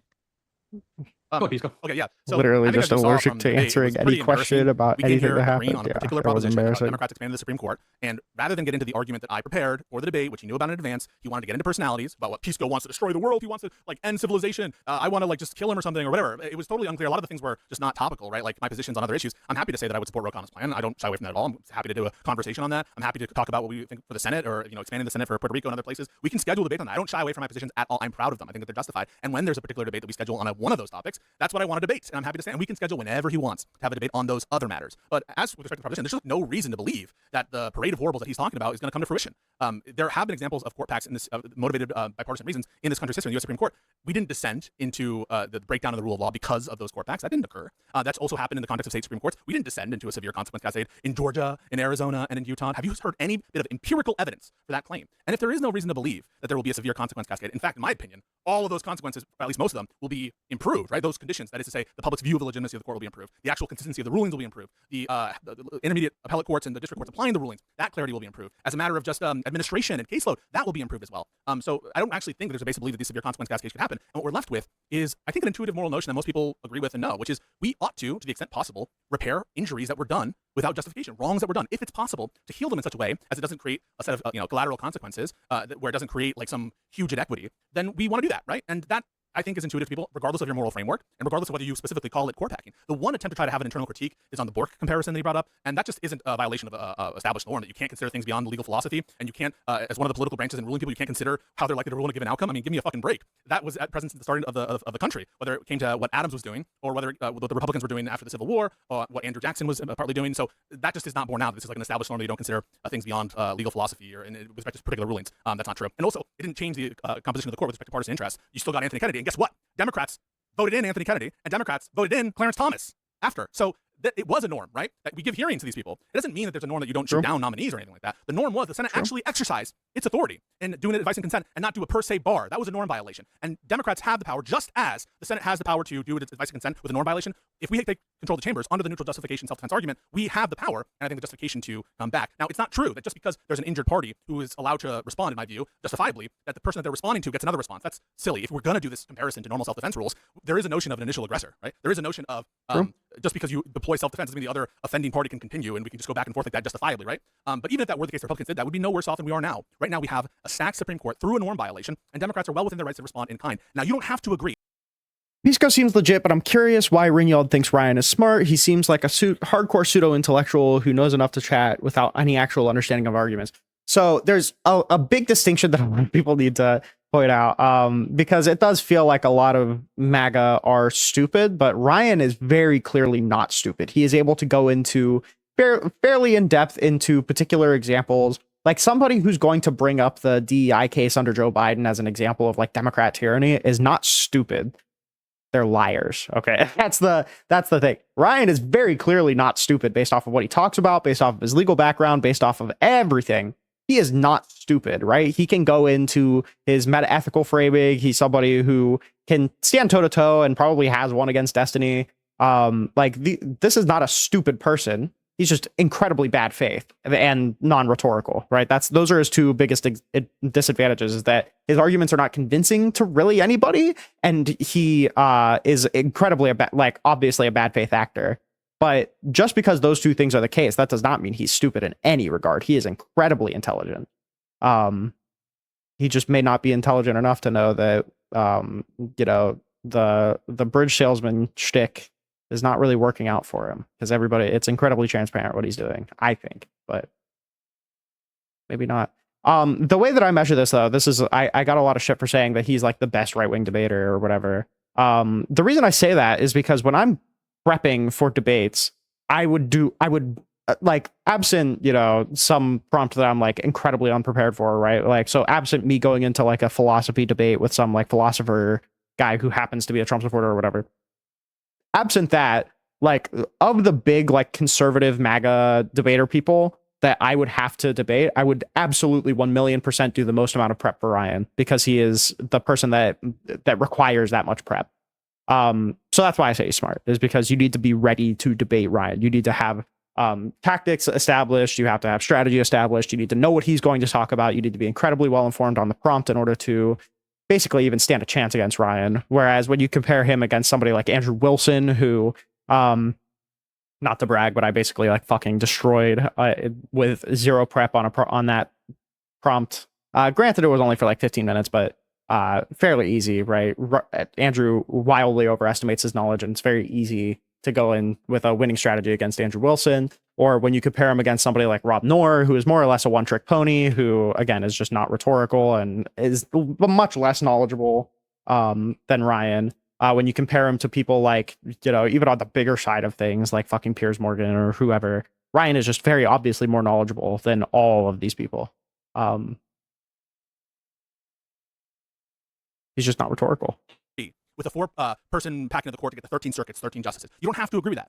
If you grant that it would just be justified one as recompense, then you're in favor of democratic court expansion as a self-defense matter, and the argument by its own terms is neutral. I'll bite the bullet. If these conditions appeared for Republicans, they should respond in kind and expand to the U.S. Supreme Court. That is repairing an injury that was done to the party. So yeah, I think the argument goes through, and that's why Ryan spent all the time in the world trying to avoid the argument, trying to do anything but address it. When he did, even when he was doing internal critique, trying to disclaim any relation to the argument, because the argument is sound, the argument is true, or I should say the argument is sound, the premises are true. And ultimately, when someone is banging their fist and saying, Pisco wants to destroy the country, Pisco wants to ruin my world of life, and that's why I lied. That's why I lied about the debate proposition. It doesn't really seem like that's very compelling to people who care about facts, logic, all that stuff. So I think I rest my case. I'm happy to do other debates in the future on particular plans or whether I want to destroy the country. But this was a pretty easy raffle stomping, and I'm frankly pretty disappointed in what he brought to bear. All right, that was. What was your debate with Andrew? He called into, I think it was Cringy's TikTok Live. He called into Cringy's TikTok Live talking about Trump being a fascist or whatever. He brought up the Biden Twitter files thing and said that because a government agent screamed at somebody, that means that they were like violating the First Amendment and forcing people to comply with things. It was ridiculous. And he said that the framers of the Constitution, like didn't imply something. It was something about the 14th Amendment. It was something like didn't imply due process, but like the framers of the Constitution had no part in the 14th Amendment, you know, or it may have been birthright citizenship. It was something like that. It's been a while. None of that was, this debate shows none of that. That's why I'm wondering if this is like the same Ryan that I debated, because this debate absolutely did not show any of that. I am 100% in agreement with that. This debate was absolutely embarrassing for Ryan. I have no idea what crack he was on when he decided that this was going to be his strategy, but yeah, I agree that this debate showed none of that. He absolutely got embarrassed here, and I just don't know why. Let's go ahead with your closing statement, and then we'll get into the Q&A. We do have some questions for both of you gentlemen. Oh, sorry, you got to unmute there, bud. Better? Was it the stop pivoting Andrew thumbnail? Yep. The heart and soul of the country. This is about what it means to stand up for our country when it is under direct assault by smug, virtuous people cloaking themselves. Oh, we're so good and you're so bad, and that's why we get to defend the most tyrannical nonsense possible. Pisco would not condemn a 13-seat pack because he favors it. He would not condemn packing the Senate because he favors it. These are things he favors. Pisco has been on multiple panels saying that if the court got to 100 members, he thinks that's better than the status quo. I read you the quote that he had. Take it for yourself. Pisco says that the Bork issue did not violate a fundamental norm. I invite you to Google it. It's a matter of public record. It's very easy to research it. He's flatly wrong. Pisco says that he wouldn't say whether he favors locking Republicans out of power, but he said that he wants them out of power for a long time, and he won't condemn any of the proposals that would do that exact thing. Pisco just talked about administrative reasons for packing to 13. Here's another quote from Pisco from another panel. This is from the 2v2 debate on his show with Pondering Politics, which he titled Total Domination. Quote, "We're the ones who are being honest. People like Doug Ducey," this is me paraphrasing, "who say they're court packing for, quote, administrative reasons and caseload. They are the liars. What we're saying is, yes, we are doing this for a partisan reason." Now suddenly he wants to talk about administrative burdens. Okay, sneak it in your closing if you want, Pisco, but everyone's heard what you have to say on this matter. The issue is this. For years, the Democrats Did he talk about administrative burden? Did he even do that? Has done. And I've been criticizing them because it appeared that they were using this to gather their strength to do something awful. And now that day has come. They are advocating for tyranny, open tyranny. And in the case of James Carville, they're advocating to deceive the voters about it. And here's how easy this is. Pisco, you can go on his Twitter, I don't need to quote him because I've quoted him enough, is in favor of the Democrats abolishing the filibuster if they get in power. He said it many times. Do you know how easy it is to get 2 more states into the Senate, into the country? All you need to do under the Constitution is pass a law. So the Democrats get in power, they pass a law, expand the court to 13. All they need is a majority because they bust the filibuster like Pisco wants. Then these new states have extra votes in the Senate. Now they have a 4-seat cushion to protect themselves going forward, and they have a liberal court to protect them going forward. And if all of this is what Pisco and the Democrats support, I ask you, why wouldn't the Republicans nominate Justice Alex Jones and Justice Mike Liddell today? Because I think maybe they'll have something to say about the next election. If we're going to cross the red line and get to the point where people are using tactics that have not been used since the Civil War era, and they were not used since the Civil War era, because that's basically the last time it was appropriate, to do an unprecedented court pack in size and scope never before seen in this country, because I guess the Republicans Never are bad before and they seen don't in like this them. They wanna keep country, people in except California and for New it York hasn't in been power done the way since the Civil Pisco has War. described. That is tyranny. That is tyranny. And you and I and every American who values the Declaration of Independence, who cares about the values this country was founded on, ought to do everything in our power to oppose them, because that is this magnitude and seriousness of what they are proposing. And Pisco knows it. That's why he wants to talk about syllogisms and hypothetical positions he doesn't hold, because he's hoping he can make tyranny and evil look banal and logical. He's hoping to distract you. But everybody saw what they actually want to do. Everybody saw. I yield my time. Wow. Hopefully those pros All don't right, get well, away. appreciate you guys for spending some time here. We're going to get into the audience's questions. Aced. And yeah, I think we got a good amount here. Should take up that 30 minutes, no problem. I think it's pronounced And banal, by the way. Maybe I'm wrong about that. It's not like you said anal. Yeah. Did you have a clip last night where you talked about the erection? Yes. Oh, okay. Yeah. Yeah. first comment is from Big League Drew for 5. He says, and he sends a string of them here. So, Sure. you know, you guys keep your responses short and we'll hit all of them pretty quickly. First one is, and you're both allowed to respond. Pithy if there's little something response, particularly as directed at the James other. would say. He says, laws aren't real. The justice system is an illusion, and SCOTUS is toothless and unwilling to act when it matters anyway. But the next one has a question, another for 5. It says, did you think it was correct when RBG was physically unable to fulfill her duties but refused to resign for political reasons? I'll let you guys answer that before I ask the next question. Do I think it was, so let me start with the first one. I don't agree that like law is meaningless, or I mean, I think the fact that people obey laws means that there's like some meaning to them, and I don't think that they're like real in the way that like a table might be real or something, but I guess I don't know what that's driving at. As to RBG, I think that she should have resigned under Obama, but yeah, I don't think that, and I think in general, if we were in a normal state of affairs, I think in general, yeah, like if you're not capable to do the job, you shouldn't be in the job. We didn't get into this, but if the Democrats are worried about the injury of her replacement, then Pisco's 100% correct. It's because she didn't resign. She could have resigned during Obama, and they would have been able to put up a nomination. She didn't. I agree with Pisco that on any partisan calculation, it was a wild mistake on her part. Okay, here is Big League Drew's follow-up question for another 5. Appreciate your support, Drew. He says, do you think someone like Ketanji Brown Jackson, who can't even define what a woman is, should even be eligible to serve as a judge? Yeah, like you guys, I think have What this is a notion woman? that, words have like objective definitions or something, but it actually can be sometimes difficult to have a fully in-scope definition for terms like that. So if you define women as equaling small gametes, or large gametes, I should say, or having particular arrangements non-exhaustive of reproductive definition. organs, or particular chromosomes, then you run into a lot of problems in different cases in defining women and it not seeming to follow our intuition. So I'll give you an example. If you define women as the gender or the sex that has large gametes, it's possible on that view, and men who have small gametes, it's possible for men to give birth on that view. And there have been healthy births by men in that context. And so I don't think it's at all problematic for a judge to say basically, hang on, these terms can have multiple plausible meanings, and just saying something like adult female human or whatever, that doesn't really sort of deal with the cluster concept that is even the biological sex of women, and even scientifically, I don't think it's a binary variable. And I have arguments for that. I'm happy to debate anyone who disagrees. Maybe another debate topic. Go ahead, Ryan. The country is actually founded on words having objective meaning. If it's not, then phrases like "all men are created equal" suddenly become open to wild interpretation and misinterpretation, as people like Woodrow Wilson famously did when he started, sterilizing people he thought were too dumb to reproduce. So there is real danger in leaders and justices. I'm sorry. Wait, how can we say that the country was founded on? All right, I'm not a legal scholar or anything. My history, is not my strong suit. So don't get me wrong. How can we say that words have objective definitions and then cite all men are created equal when that definition of man didn't include fucking black people, bro? How can we say that that was an objective definition at the time when that's not even the definition of man that we even use anymore? Oh boy, I don't even I don't know.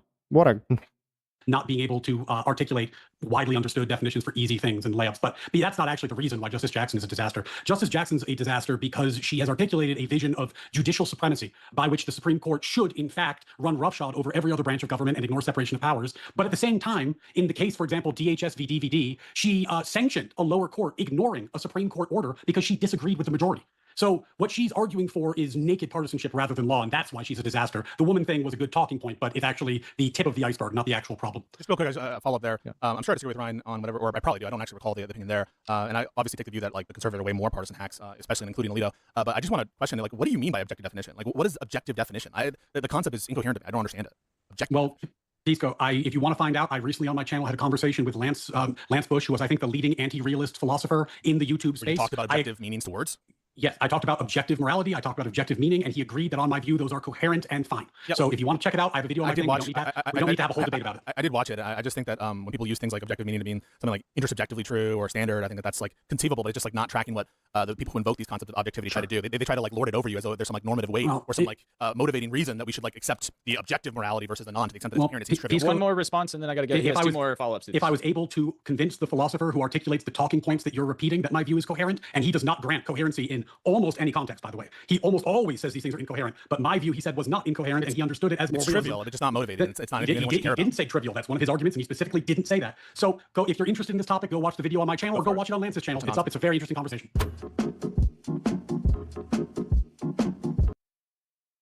Boy, you and your fucking small text.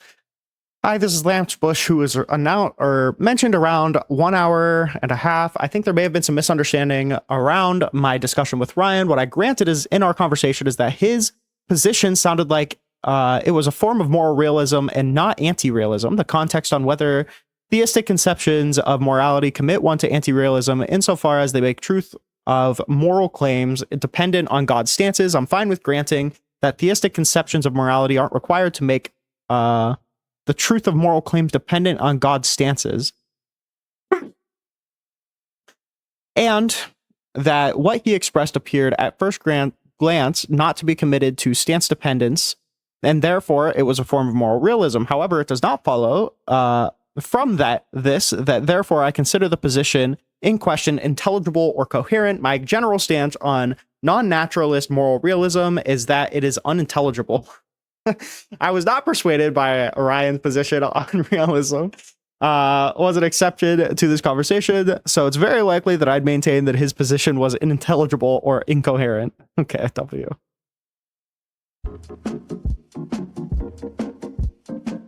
All right, next one from Big League Drew was a follow-up that's... Okay, so there's two. One is a response to Pisco's statement to the first question. I'll just read that one first and then get to the other question that he has, which was... Okay, let me see. These got out of order for a second. So the very next one, in response to your question, or his question, your answer was what exact... Oh, he sent so many. Wow. Thank you, Big League. These are kind of sprinkled throughout, so I want to make sure I go back up to the top here. I have it on my computer.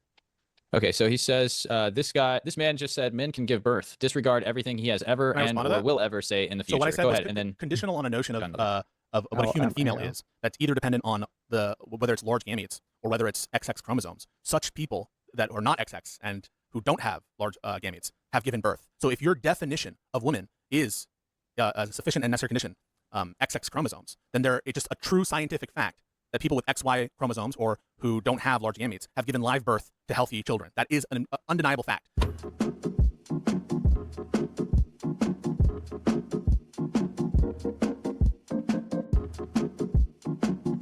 Oh, he was wrong. LOL.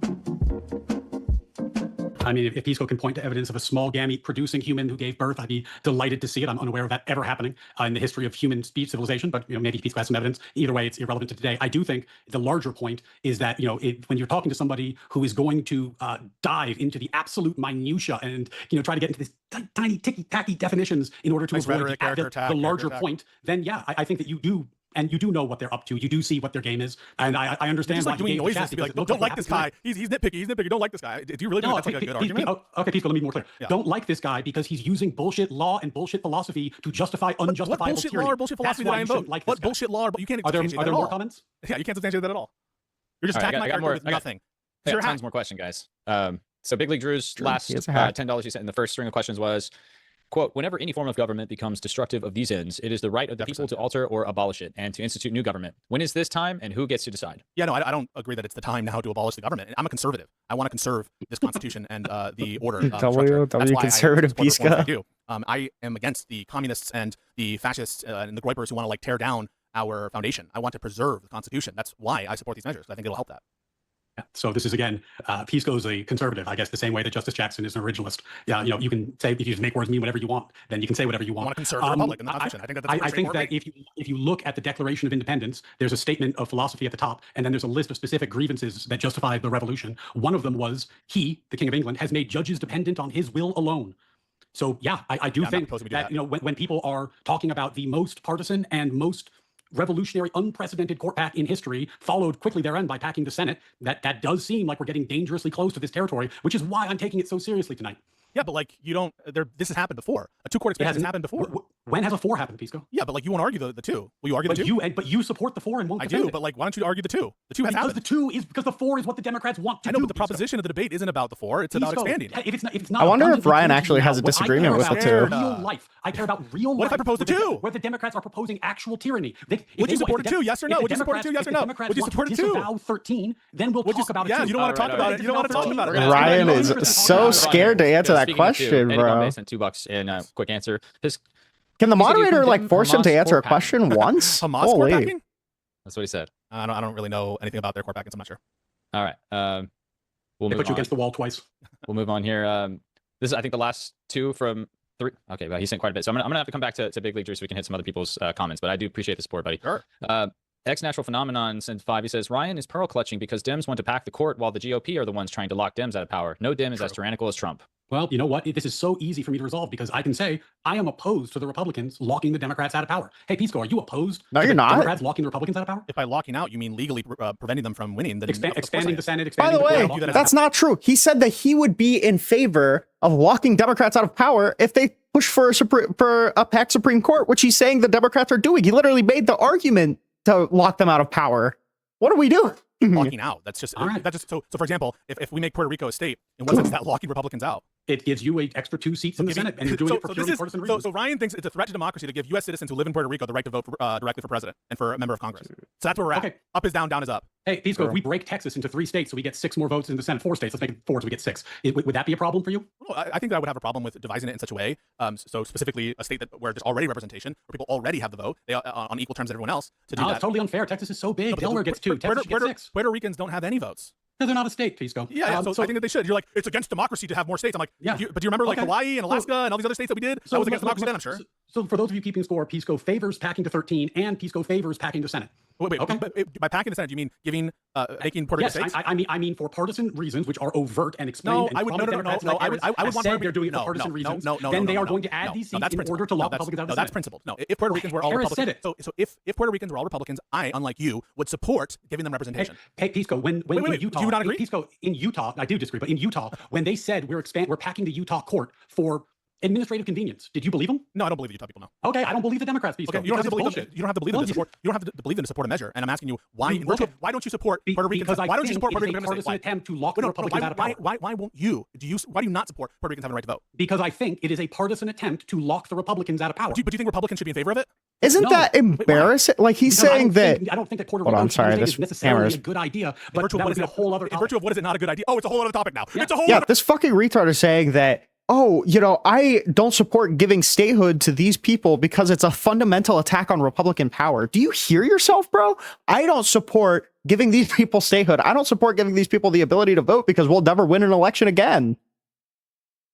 Well, if the people don't want to vote for you, maybe you shouldn't be in power. I'm sorry. Other topic. I That's of course stopping Ryan. It's a whole topic. For example, imposing U.S. law on minimum wage, on contracts, on a whole variety of other things would be a good idea in Puerto Rico. And furthermore, because they have a totally different economy than we do, Pisco, because there are problems. Different For economy. example, So does if you- Texas. No voting for If you president or Congress. impose a minimum wage on Guam, what happens? A minimum wage? I don't fucking know. I don't know the. It becomes illegal to work because nobody makes fucking minimum wage in Guam. Yeah, I don't know. So there might be reasons to tailor your remedy so as not to destroy the economy of the given places. But in general, I think it's kind of weird that you're like, oh, I'm against giving representation to a place because their economy is different. No, Because that's Pisco, true in I'm the colonies. We're gonna move on after giving, this I'm response. against giving representation to a place because it's clear that the entire purpose of the conversation is absolutely partisan power, which you have endorsed as a good rationale in multiple conversations. Well, here it's overdetermined. It's a good idea because it helps Democrats in my view, but it's also more foundationally and it's independent rationale because they deserve to have sovereignty. The people of Puerto Rico. All right, so this next one here, kicking it back over to Pisco. Lenny Grad since 5, he says, Pisco, can you engage with the necessary entailments of your argument without dismissing them as irrelevant to the letter of the argument? I absolutely can. Yeah, no, I absolutely can deal with the necessary entailments of the argument. And I don't know, what are you raising that's a problematic necessary entailment? If you don't spell out what the problematic necessary entailment is, then I don't understand or the thing that's such an absurd consequence, then I can't really respond to it. I don't think that there are, maybe there is. Maybe we can work together to find some absurd situation, but I don't think Ryan's done a good job of showing what the absurd necessary entailments are. Pisco has said that the consequence cascade won't happen, and the reason that he said that is because he believes the status quo is so horrible that even if you get to 100-member Supreme Court, as Brad Palumbo said, it would be virtuous because 100-member Supreme Court would be better than the status quo. So go watch the conversations he's had. He's had multiple conversations. It's all documented. So Pisco has gone on record saying that it would be radical not to pack the Supreme Court because he thinks the status quo is that terrible. So if he thinks the status quo is that terrible, then okay, I guess he just doesn't care about the consequence cascade. But yeah, I think it obviously would be a consequence cascade. The only way to prevent it would be to lock the Republicans out of power. But no. So this is what I'd look for evidence of a consequence cascade, right?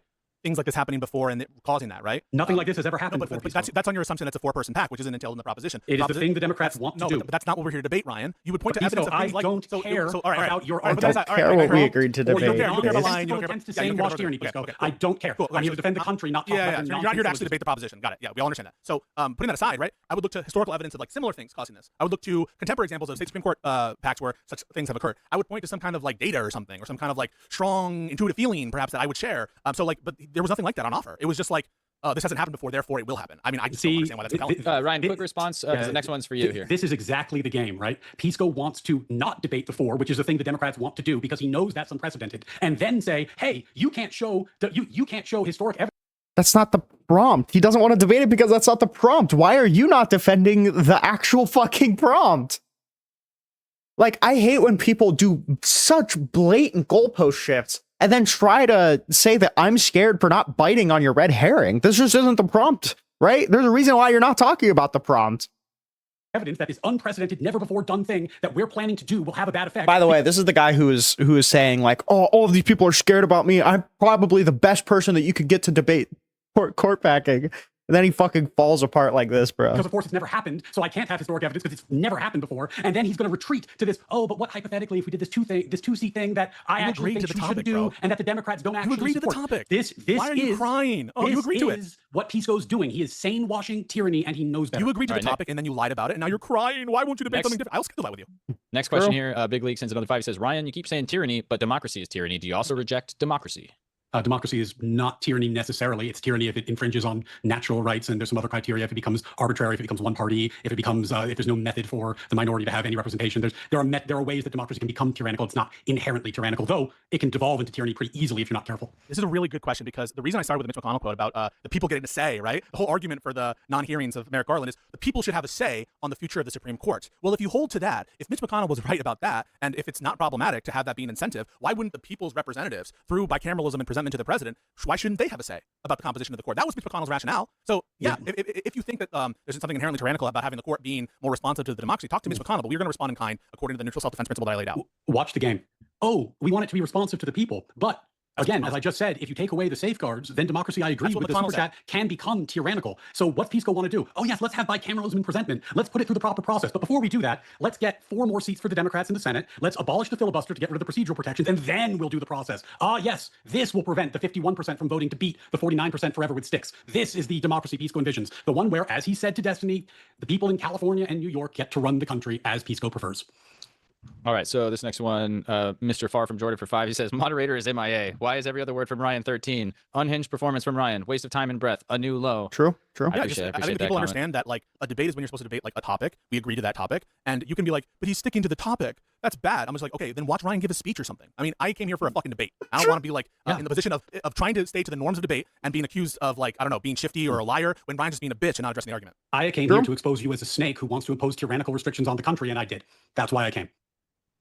No, you didn't. Understandable perspectives. You came here to bitch and moan and run from the debate proposition. No, that's not what I said.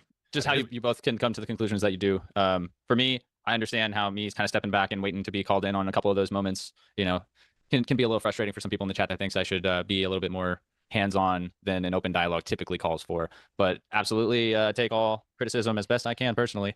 One other thing, guys. There horrible is moderation, by probably the not way. enough time to get to everyone's super chats, so we'll from this point on just gonna have to take some 20s and up. But I'm gonna read all the ones that come before where we're at right now. You guys are cleaning up over there. So we got Even Lord for. This is for kind of Ryan, I guess. He said, Ryan, amazing job making Destiny rage quit on Nor. Appreciate you, buddy. That was funny as hell. Wait, but I watched some of that, and it was actually another pathetic performance. Because like at a certain point, Ryan was like 9-0, 9-0, 9-0, 9-0, as though that were a legal argument, and then making like just like questions about realism and whether the court actually would, in a given hypothetical, address it in a given way. If only Pisco came on to help Destiny. Again, examples of like non-relevant arguments that don't deal with like legal merits of stuff. And if we want to talk about the 9-0, let's do section 3. Talk about the 9-0, that's fun. Pisco is so extreme that he actually thinks that the liberal justices who voted 9-0 in favor of not letting states take presidents off the ballot were dead wrong. Maybe packing to 13 is not going to be enough for him. Maybe he needs to pack to 17 or 18 just so that he can get to show that I'm wash out those liberal justices. That's evidence that shows that I'm good faith. Got it wrong too. Wait a second. That's evidence Let's go straight to 20, good Pisco. Let's make it a nice round number. So the fact that I disagree with liberal justices from time to time shows that I'm good faith, right? Like the fact that the kind of packing that is on offer here wouldn't entail particular overturnings of views that I think are some of the most egregious opinions ever, means that I'm not just trying to like center on specific opinions with the exclusive goal of trying to overturn them. I mean, that's not what it's entail. I mean, I would support this even if I knew that we weren't going to overturn Trump versus United States, even if we weren't going to overturn Anderson or Dobbs or any of these decisions. It has to do with the argument that I presented. Pisco, okay, again, guys, you can go watch what he said. In his total domination debate at 4 hours in, 11 minutes, it looks like, he said his arguments, quote, arguments on reform and expansion of the court are at their peak, at their maximum, when we are concerned about separation of powers, because that's what the court has fucked up the most. They have totally skewed the proper separation of power on appropriations, on holding executive branch officers accountable as a matter of immigration law. And then he goes on specifically to mention the 9-0 Section 3 case as one of the examples where the court fucked up, justifying reform. I stand by everything I said there. I stand by every single thing. That's what's the contradiction there? 13 might not be good enough for you. You got to wash out those damn liberals. It's all about it's about in favor. No, it's about percentages. Anything to not talk about the it's about what your quote, proposition. What I agree with my own quote, and you misinterpreted by the other quote. You keep doing it, and I have to assume now you're lying because I just explained to you and what I meant and what is evident from the evidence. Where I was saying the virtuous aspect before he said about the 100 justices. So you're now knowingly lying and spreading that lie. I'm asking you please to stop. It's not post hoc at all. That's clearly what I meant. Well, if you watch my explanation, people heard what I said. The video. You're quote mining in a dishonest way. You're quote mining. I gave the timestamps. People can find the video. He said what he said. We got to move on because I do want to circle back to some of the ones in the beginning where there were multiple. Are you going to like take back the accusation of Josiah and Wick colluding to take you off of that panel? Fuck no. Yeah, because you'll just accuse people without any evidence, right? You'll accuse people of stuff and you have no shame whatsoever. Yeah, Josiah, I read all those texts. There was no collusion. There was never any communication. Josiah You're a worm, man. You're a worm. If they let me on the panel, the same thing would have happened to him. What happened to you tonight? So you levy accusations without evidence. We're gonna move on here. We're gonna move on here. Jacob Foreman for 10. You might want to address this, Pisco, because he is claiming you are a power-hungry bastard, just like the rest of the Democrats. Republicans won't even pass a voting integrity bill because they are afraid of power. You're a joke. Yeah, no, I mean, like, if your read on the relative parties is that the Democrats are the ones who are power-hungry and, like, most norm-violating, then you're just, like, I think, totally lost. The Democrats, if anything, I think, are far too weak when it comes to having accountability and structural reform needed to guard our republic. And no, my argument that I levied here is neutral in its terms. The only way in which it inures to the benefit of the Democrats is that the injured party, as a result of the initial violation here, was the Democrats. That's why, just in the same way as if someone attacks you, right, the benefit of self-defense is given to the defender and not to the attacker. And that should be understandable to people who, like, comprehend basic self-defense. Okay, I feel pretty attacked. Well, the Senate packing and court packing come from the Democrats. Better defend myself. Okay, Ryan. Well, we got one for you too here. C Gotch 87. I'm trying to go back and forth here, like a kind of like a zigzag. Ryan needs another Crucible debate course. This is just sad from him, from C Gotch 87. I appreciate that. I think actually, if you go back and watch my debates, you'll see that I never take this approach. And one of the questions that you might ask yourself is, why would I do it here and never before? Never before have I taken this approach. And the reason is because the gravity of the situation demands exposing what is actually happening here. I've never been totally irrelevant and horrible and embarrassing before. I did this because I needed to do a meta little performance for the Facebook ads. I did this because I need to save the country, guys. Okay, we got to circle back here. Big League Drew asks, to both, how long has your family been living in the United States? Real long time. Depends on which side. I don't quite know off the top of my head how many generations. It's and it forks quite a bit. So depending on which side of the family tree, between like one and many generations, there's a mix. And the quick follow-up before Pisco answers, this is also to both. How do you think you'd feel if you didn't eat breakfast today? Normally hungry, but, I get pretty ramped up on adrenaline right now, so I don't think I'd notice. All right, go ahead. I did have breakfast, and so I can't answer that question. I did have breakfast. As to the longevity, I was born in this country. I'm first generation. My parents were not. I'm not going to get into how many years, but I was born here. Awesome. Appreciate you guys getting that answered. Big League Drew has been on one with the questions here, which we appreciate. Truth or Bolt TV for 5 says, James, step in and do something about this trash debate. Why should I stay subscribed when you bring on low tier debaters? I don't get to decide how people choose to debate on the thing, I can just say, you know, is that a concession, or let's stay on the topic, and then, you know, after that, that's kind of what. I think you did fine with moderation. Appreciate it. Everybody's gonna have. I'm sure he did. I'm trying to be sure fair as Ryan possible. thought that. Mr. Far from Jordan for 2 says, what is Ryan taking a no position on? I'm taking a no on the Democrats should not enact a plan that they have announced publicly to pack the court to 13, pack the Senate, and lock the Republicans out of power, which they apparently plan to do, and which Pisco can't even disavow. I'm taking a no on that. That's one of the plans. Wait a second. That's one of the plans that I support. First of all, it's not the Democrats' plan. It's one guy and like a couple other people. That's Ro Khanna. So first of all, you're just misconstruing what the plan is and giving it this like air of importance. And number two, that's not the proposition of the debate. So we can't even get a clear answer on whether Ryan disagrees with the debate proposition. That's insane. We're past the end of the Q&A, and we don't even know your perspective on the proposition. Let's burn the country down and worry about the syllogism in the proposition. Got any more? It's just very funny. Like, you don't even care to express your opinion on the fucking proposition of the debate. I don't give a shit about the proposition, Pisco. I told you what I give a shit about, which is exposing what you are doing. The Democrat plan. Ro Khanna, one guy. He speaks for all Democrats, obviously. And Pico specifically exposing that what you are doing, which I think is dramatically inappropriate and dangerous for the country. And I think that I was able to explain that to people tonight, and I hope they heard me. So Ro Khanna represents. I'm bound to argue only what Ro Khanna ever says on anything. I can't disagree with Ro Khanna or take a different view. Ro Khanna, Kamala Harris, Warren, Buttigieg. Kamala Harris didn't announce her support of the Ro Khanna plan. You're just lying now. You don't know that. She said 13. No. She said she didn't commit to that. If she did, I would have tweeted about it. Trust me. And then we got James Carville saying the Democrats should keep it secret. They shouldn't even tell people about it. And that, of course, means I have to lie and not care about what I agree to do. No. Yes, of course. All right. Rinnycast for 5 says, Pisco, rhetoric and derail is when you dismiss the conclusions of your arguments as irrelevant debate bro tactics. No. So rhetoric is when you are basically just trying to appeal to the masses with attacks on my character that aren't relevant to the debate. Whether or not I'm trying to bring about the end of the Republic, me personally, isn't relevant to the argument. And no thinking an honest person thinks that it is. And being unwilling to actually address the debate proposition, I think, is almost definitionally bad faith. And so I think that was totally appropriate to label it rhetoric. I mean, what else would it be? Imagine you're at a crossroads where you have the opportunity as a member of a profession with some expertise in the area to stand up and articulate a great moral evil being perpetrated by people who try to dress it up in thin syllogisms and BS distractions, and then say, ought I do that? Or ought I play semantic games with these people? I think it's pretty clear why I did what I did. Do a speech. Don't waste all of our time. I just did. No, but like, why waste my time? Why waste everyone's time? Because you're the one doing the evil thing, and it was useful to get you here because nobody else would do it, Pisco. I got locked out of a whole bunch of panels, Pisco. No, you didn't. Nobody else wanted to do it. Because you think you're that guy, but you're not that guy. Clearly, you're not that guy. You're not that guy. And I think more people should just bring you on their shows to show the poverty of your thought and that you're unwilling to address the merits of arguments.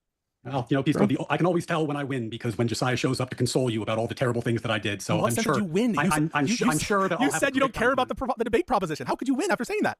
Because Pisco, winning the debate isn't what I was trying to do.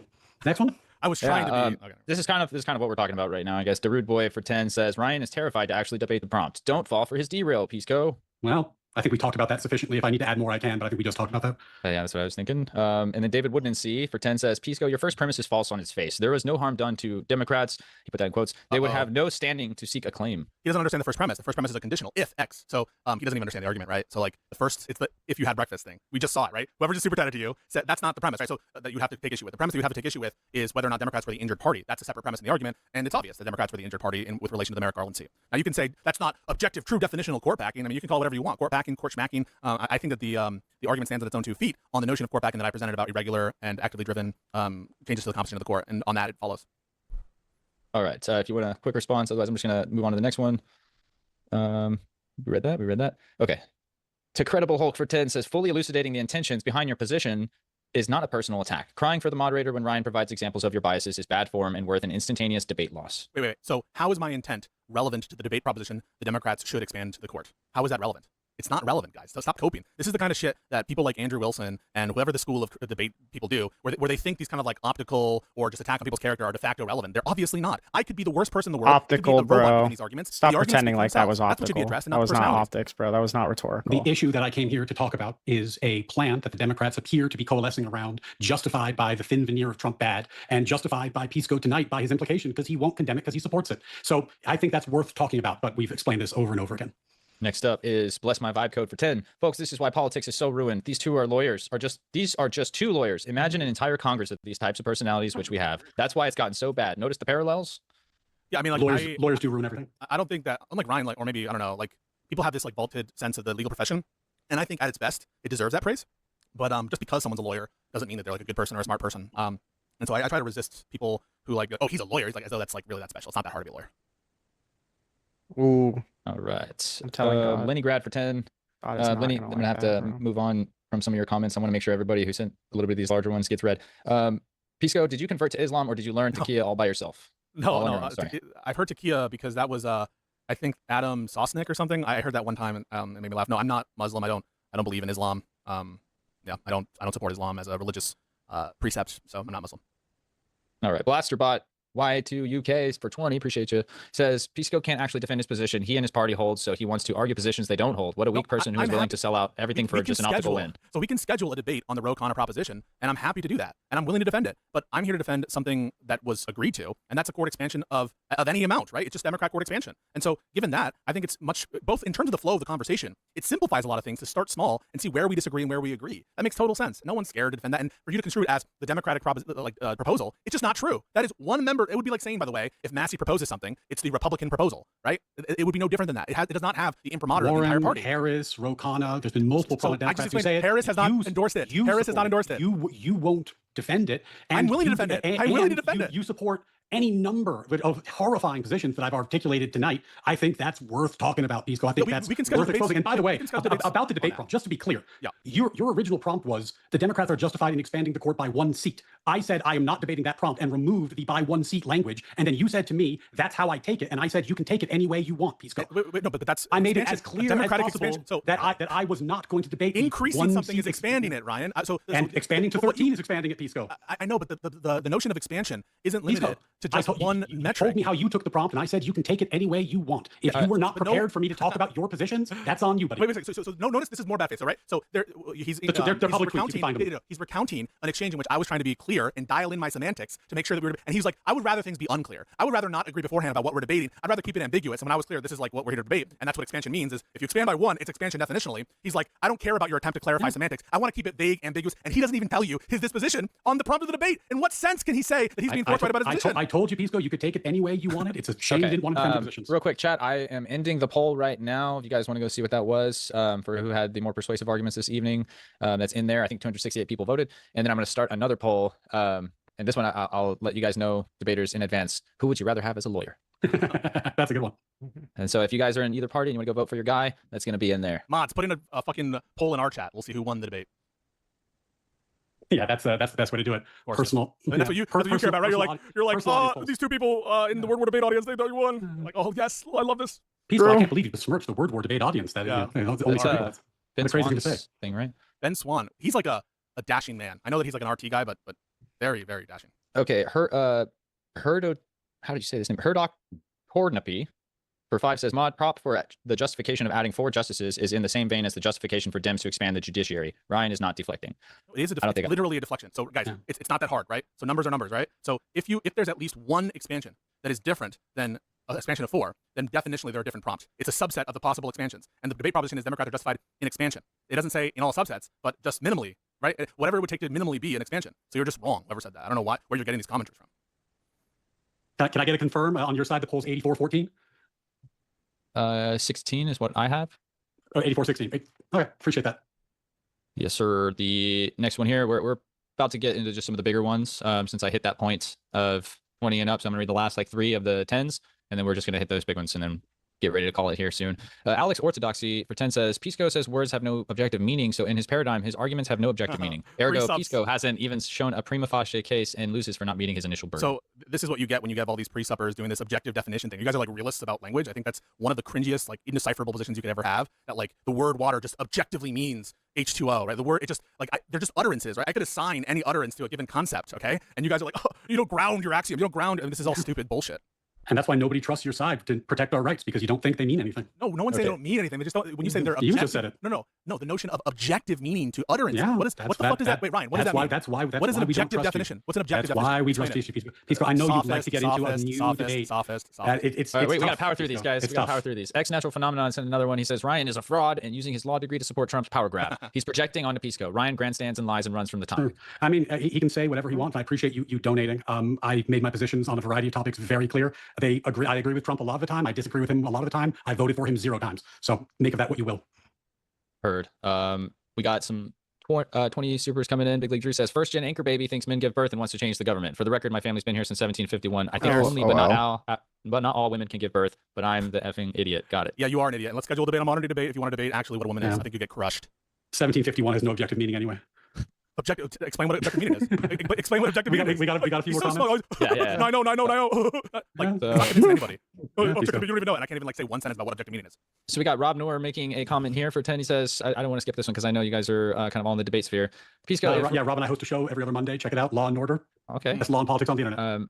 I didn't. By the way, isn't Rob literally like somebody who believes in keeping Democrats out of power at all costs? And it's, like, I'm sorry, you literally host a show with somebody who is way more extreme than Pisco. I don't know why you're pro-clutching about Pisco. Defend the country, right? Whatever. Rob literally argues for vindictive prosecution and arguing in bad faith. Okay. Didn't know you That's guys where had Ryan will crossover. condemn James Comey's investigation or the indictment because it was bad strategically.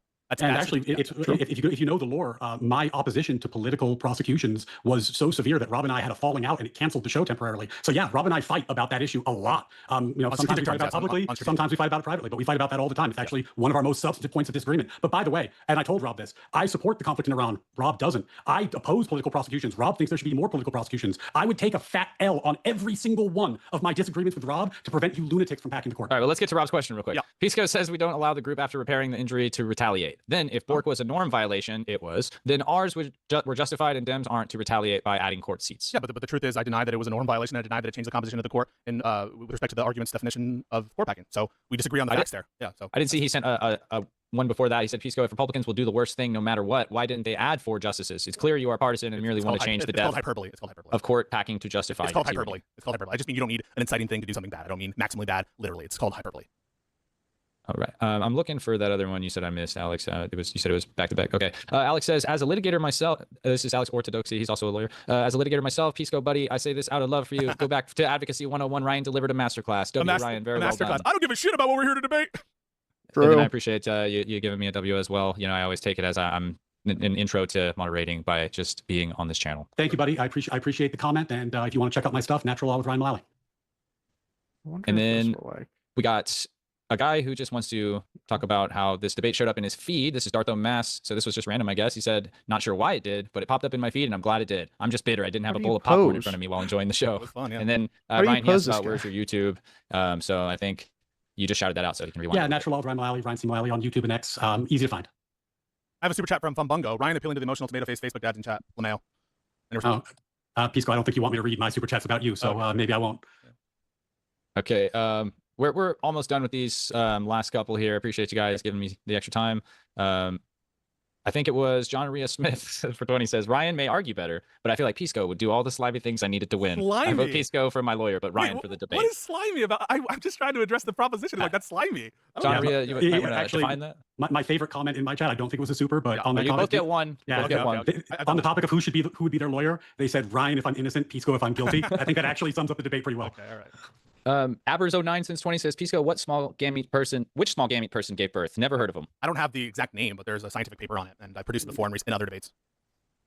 And then Bo Teasel since 20 and asked, Or at least I'm pretty sure that's true. And if it's not true, it's someone in the absence of large gametes who did it. But I think that it's a Sawyer syndrome case. But there's multiple, I think, actually. But yeah. this one's very philosophical for you, Pisco. Is water wet? I don't know where I lie on this. I mean, whoever knows what water is. I think it depends what you mean by wet. Yeah, it depends what you mean by water and depends what you mean by wet. By water, I mean I guess I would mean like the molecule H2O or whatever. And by wet, I think wet is a property of having like water near you or something. I don't know. I think it depends on Yeah, what God, that's a tough question. Guys, I don't know what these joules are, but or if I'm supposed to enter or exit a flow state if that's the one you selected. So I wish that there's no clarity on that. So here's a more on topic serious one from Bo Teasel who just asked if water was wet. Pisco, if adding justices and adding Puerto Rico would not lock Republicans out of power, what then prevents Republicans from adding justices next time? If we mean prevent, mean like legally lock the door behind you, nothing. I don't think that it necessarily there's a legal mechanism to lock the door behind what I'm proposing here. But certainly what Ryan is saying about Puerto Rico and this is not locking Republicans out of power. Give me a break. When I say what I said about in order to fix the Republican Party, they need to be out of power for 10 years. I was speaking politically, not in terms of infringing on their rights, not in terms of trying to make it so that democracy doesn't exist in these places. Republicans have so many structural advantages. Even in the context of Puerto Rico people finally having a vote. and being a state, they of course would have plenty of opportunities to win states and win elections and win the presidency. It's just ridiculous to think that I'm arguing for a one-party state always. Yeah, but by that logic, gerrymanders have no effect. I get it, Pisco. No, nothing means anything. We just aren't you in favor of Rucho versus Common Cause? But here's the wait, can you answer that? Aren't you in favor of Rucho versus Common Cause? Can you answer that? It's my turn. Here's the real rub about No Pisco's answer. point.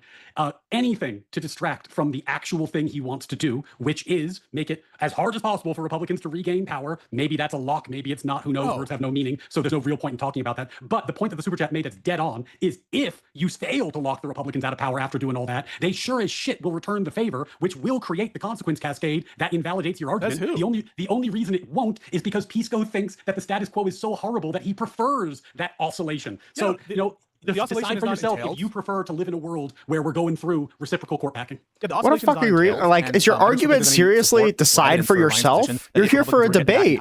And to reciprocate that it would lead to the whatever he's saying the consequence is. He just has no empirical basis Okay, in that. so and, if the Republicans get in power, they'll just forget about it. They won't reciprocate because they're such lovely people. No, and then when the Democrats have it happen to them, they won't reciprocate. The common human nature understanding is that when you escalate in this way, people will escalate unless they are prevented from escalating. Why didn't it happen in Georgia? Why didn't it happen in Arizona? Why didn't it happen in Utah?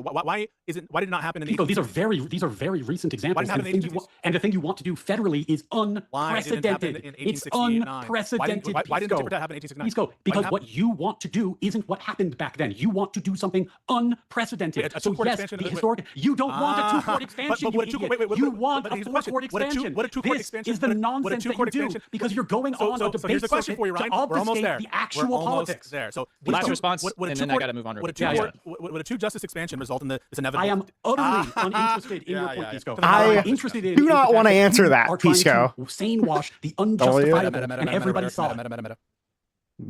Lost in Highway, I'm not moderating their responses necessarily at the end here, so just this isn't the debate anymore. This is talking with you guys. Oh And then yeah, you're sometimes not they can moderating this continue on section. their own talks here, so I'm giving them tons of time. Sure. Andrew Pakaczynski says to Malawi. Oh man, it already slipped me again. It's all good, Malawi. Yeah, Malawi. Is it not true that if you're in favor of reactionary / preemptive court packing, then you are in favor of court packing, right? Yes, that's what I was trying to get. I think that this is the reason why this is a norm and this is a red line that ought not be crossed. Because if you do, then you end up in this cascading situation that I described. But if we're going to get in that situation, if we're going to be in zero-sum political warfare, then I prefer my side win. I think like Brad Palumbo told Pisco, we should avoid that situation. Pisco would like to hurdle towards it. The question is clear. No. The question is, I did answer the question. What I don't have to do is answer the question in the way you would like. And if you want me, Pisco, Republicans do this all the time where it's like, I'm not going to answer the question in the way that you want. What, with an answer? Like, you rambling on about a bunch of shit that is not relevant is not an answer to the question. You pretending like me say like, oh yeah, what do you want for lunch? And it's like, man, I just fucking hate Donald Trump. Right? Like, that's not an answer to the question, right? And then I'm saying, oh, well, you're not entitled for me to answer that question the way you want it. Well, no, it's just not completely irrelevant to what I'm saying, right? And Ryan did not, in fact, answer that question, just to be clear. So to give you a chance to talk, then you probably shouldn't interrupt me when I'm responding to a question. So if you want that courtesy, you should extend that courtesy, Pisco. The thing that bothers you the most about this debate at the end of the day is I just did to you what you typically do. I just used your tactics tonight, Pisco. I said, you know what? Oh, so on your view, you were bad faith. On your view, you were bad faith. So you admit so on your view, you were intentionally bad faith. Are your tactics? No, that's what you think my arguments are. I just said that I used your tactics. I'm saying you said are your tactics typically bad faith? No, I don't think that. Are your tactics typically bad faith? No, I just answered. So you're just repeating the question. Okay, all right. We're going in circles. Wait. I think everybody knows what just happened. I'm going to call Ryan's attention to the question. The question was, so the question was, you had said that you would be in favor of preemptive Republican court packing if you felt Democrats were serious. You do think Democrats are serious. Therefore, aren't you definitionally in favor of preemptive? I'm hoping to God they're not. I said that you're doing a hell of a good job. Not an answer. I didn't say that. I said you're doing a hell of a good job of convincing. Oh, so you don't think the Democrats' plan is serious? I don't know. I'm hoping to God it's not. I'm hoping to God it's not. I'm hoping to God it's not. Because, Pisco, I would prefer not to burn the country down preemptively. It would have been really great if you could have said, hell no, that's repugnant. I'm against it. You didn't. What I said here convinced you that Democrats are serious? That this is something you're serious about. You're in a bit of a contradiction. We don't need to relitigate. I don't have any power before. We don't need to relitigate the whole debate. 3 or 4 left here, and yeah, don't relitigate the whole debate. What did you debate about? Maybe What wrapped it up a little debate? sooner, but I like that you guys are hanging. John Maria Smith did send a follow-up to his other 20, and he says, I'll say it again with a 20. If Pisco doesn't admit cons are also justified, then it means libs aren't either. He loses. If he does admit that they are justified, then Dems are justified, and he wins the debate, but loses the ideal. That's just very simplistic. Look at the argument. And Yeah, that's not a response to the argument. It would be justified. They're not met. Now, you could try to say, oh, well, Bork, what happened to Bork is falls into that argument. I just think that that's like obviously false. And we can talk about that some more. But Yeah, exactly. Why are you mad? You asked me what my favorite color was, and I told you I love apples. Sorry you didn't answer the question the way you want. Yeah, exactly. even if that is the case, even if that is the case, that doesn't mean that two sides can't both be justified in doing a thing. So it doesn't even it's not even relevant to the ultimate decision here. Chatter's 100% right, and Chatter absolutely understands what the actual stakes of this conversation were. Well done. All right, next 20 was from Rinnycast. He said the fact that Pisco is now in favor of a 4-seat expansion (parentheses) and not a lower number in parentheses is evidence. Can you believe that not address the argument McGee thinks that somebody saying not to address the argument is good? Wow, that's crazy. Can you believe that Sneakers O'Toole said that sneakers are cool? Comment about how cool sneakers are was accurate? That's wild. Escalation from the past expansion. I've always been so I've been in favor of court expansion since what happened to Wait, Merrick. one last sentence. And why his stance will only lead to further escalation. This has been my position. I mean, maybe we haven't had as many debates as we are having about it recently, because thankfully, I do think that there's some Democrats starting to get why this is necessary and good. But this has been my position ever since the Merrick Garland thing, since 2016. So yeah, I mean, I have believed this for a long time. It's not like serial and escalating; it's consistent. Yeah, the escalating part is the 13. Okay, the amount I've never not been. So I can be in favor of a 2 and a 4. They're not inconsistent. I'm in favor of either would be preferable to status quo. Yeah, the issue, Pisco, is that you aren't willing to say that I'm not going to do the thing that is like obviously horrifying, which means that we can't really have a conversation about technicalities. It's like, for example, if I was I'm in favor of burning the country down and putting in a monarchy. Then you might say, well, I don't know if I really want to talk to you about that. I don't think that you're operating in a way that makes me want to have rational conversations with you. It seems like I should expose like, this is why I'm not rational. Up to. This is a Ryan's like, this is why I'm not rational. I would be rational with you if you disavowed 4, and I would talk to you about 2, but I'm irrational if you don't disavow 4. This is why, and I said it in my opening, the point of me coming on here tonight was to expose what you are doing, and I did. Well, so just to be clear, definitionally bad faith. Well, I mean, you can call it what you can call it. Pisco, you can call it whatever you want. What I wanted to do was expose your grift, and I did. Wait, grift, so you're saying I'm motivated by money. Now I know that you love baseless accusations. I know that you love baseless accusations. I know you love baseless accusations. You accuse Isaiah of colluding, and now you're accusing me of grifting. Despite the Republicans, and I think everybody saw it too. You have no shame. You have no shame. You will accuse anyone of anything because you have no shame and you're a smug asshole. That's why you're doing that. See, there you go. 2 more that just came in. I'll read one that's Justin O'Dizzle for 20 cents. It says, if Alberta successfully secedes from Canada because it's too Pisco, can we add Alberta as the 51st state? I have no view on the Alberta matter. I am against America in general absorbing parts of Canada. I want good relations with Canada. In a perfect world, if there was some sort of consensual arrangement with the government of Canada, I don't have a problem in principle with Canada joining America. I think that that's pretty base. But in general, I think that should be consensual, and we should have good relations with the Canadians. Right now, they don't like us. Quick response, Ryan, so we can get to the next one. I have no strong position on Alberta. Fair. Herdoc Tornapi sends another 20. Thank you. He says, Pisco's example of a small gamete person giving birth was a person with XY chromosomes having a uterus with no gametes. This is just an exception proving the rule because almost all persons with XY don't have a uterus. So if you grant that there's at least one person who is not definitionally female who gives birth, and if you take XY chromosomes to be what male is, then I think you're conceding definition that it's possible for a male to give birth. I think that there are cases of a small gametes producing individual who gave birth. Certainly there is of XY, but yeah, no, I'll follow up on the specific formation there, but certainly the one that a lot of people will point to is, as chromosomes, that has been found in nature. And if it's not, by the way, even if it's not true in nature, it doesn't mean that if it happened, it wouldn't be true. So I've never seen the study. I have no real way to comment on it. It seems very, very unlikely, but I need to look at it. Okay, I think this is the last one here, and it is a third follow-up from John Maria Smith for 20. Thank you, sir, for your support and your engagement. He said also, what I mean by slimy was more like underhanded, like the stuff from Suits. I want that kind of lawyer, the kind Trump would hire. Like Pisco, Ryan seems too honest to be a lawyer. I would need if I were hiding money. Ryan admitted to lying and doing this agreement under false pretenses and trying to ambush me with quotes and stuff. And you're like, he's too honest. Like, what are you talking about? I think people understand my noble purpose. Yeah, no, but your dishonest purpose. Your admittedly dishonest purpose. I mean, I just don't understand. So you are everything that you claim to be like against in terms of honesty and uprightness. Yeah. It's funny how the people who watched it, the neutral audience, seems to have come to the opposite conclusion. The neutral audience, just like the World War debate neutral audience, of course. Yeah. Right. I think there was one last one that I thought was over 20, but I probably read it already. So yeah, I think that we're gonna call it there, guys. These gentlemen have given us plenty of time, and we definitely appreciate it. We just closed out the second poll, so those results will be there. We closed out our poll, and the results are stunning. It's I don't know if you want to hear them. Who would have thought that your own chat came to that conclusion? Who would have thought? Yeah. All right, guys, you want to give a quick shout out to your channels? Sure. Pisco, you can go first. Find me at Pisco Liddy on Twitter and on YouTube and other places. I really appreciate the debates. I think that it's important, especially in the political climate, to maintain the conversations flowing back and forth. I notice that there's less debates, and I'd like maybe that'll pick up during the midterms. But yeah, follow me there, and thank you so much for your time. Yep.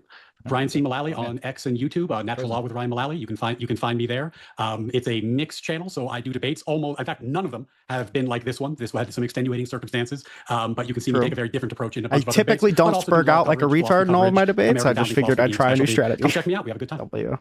Awesome. W And strat. we do appreciate everybody watching here on Modern Day Debates. We have DebateCon 8 coming up on July 25th and 26th in Dallas. Get your tickets. We have the links in the chat in the description there. And we will be hosting tons of different debates over 2 days. So you guys can get your tickets and it'll be good for either one day if you want, or you can get the full 2 days.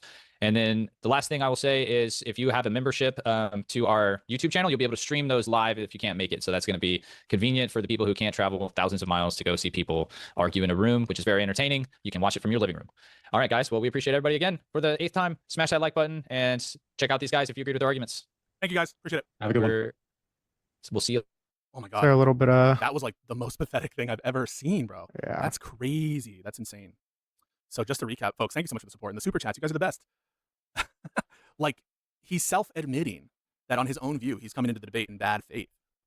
And he's saying, yeah, I didn't come here to debate the proposition. I don't care about the proposition. He admitted to lying about, he's like, and on the one breath, it's like, I don't know, because he doesn't want to commit himself to court backing preemptively, but even though he said that, he literally said that. And he also has a position that Democrats are intent and serious about their plan. Mm-hmm. But in one breath, it's like, I'm being convinced by Pisco, even though Pisco doesn't have any real power. It's great. Oh, thank you so much, Time Watch, for the super chat, $20. That is to support the court packing plan. The court packing plan. Now, understand what the reason is for this, like 4 versus 2, 4 versus 1, what's going on here, right? He can't commit himself to the reasonability of any court expansion under any circumstance at all. So what he has to do, even though that's the proposition that he agreed to, is what the Democrats are just finding to expand the court. And obviously, you don't just have to expand the court by 4. And because he doesn't want to commit himself to any of that, he stops short of just conceding the proposition or of just saying, well, I just only want to talk about the 4, and I want to let go of my position here, right? Like he's not willing to do that because he doesn't want to give ground at all.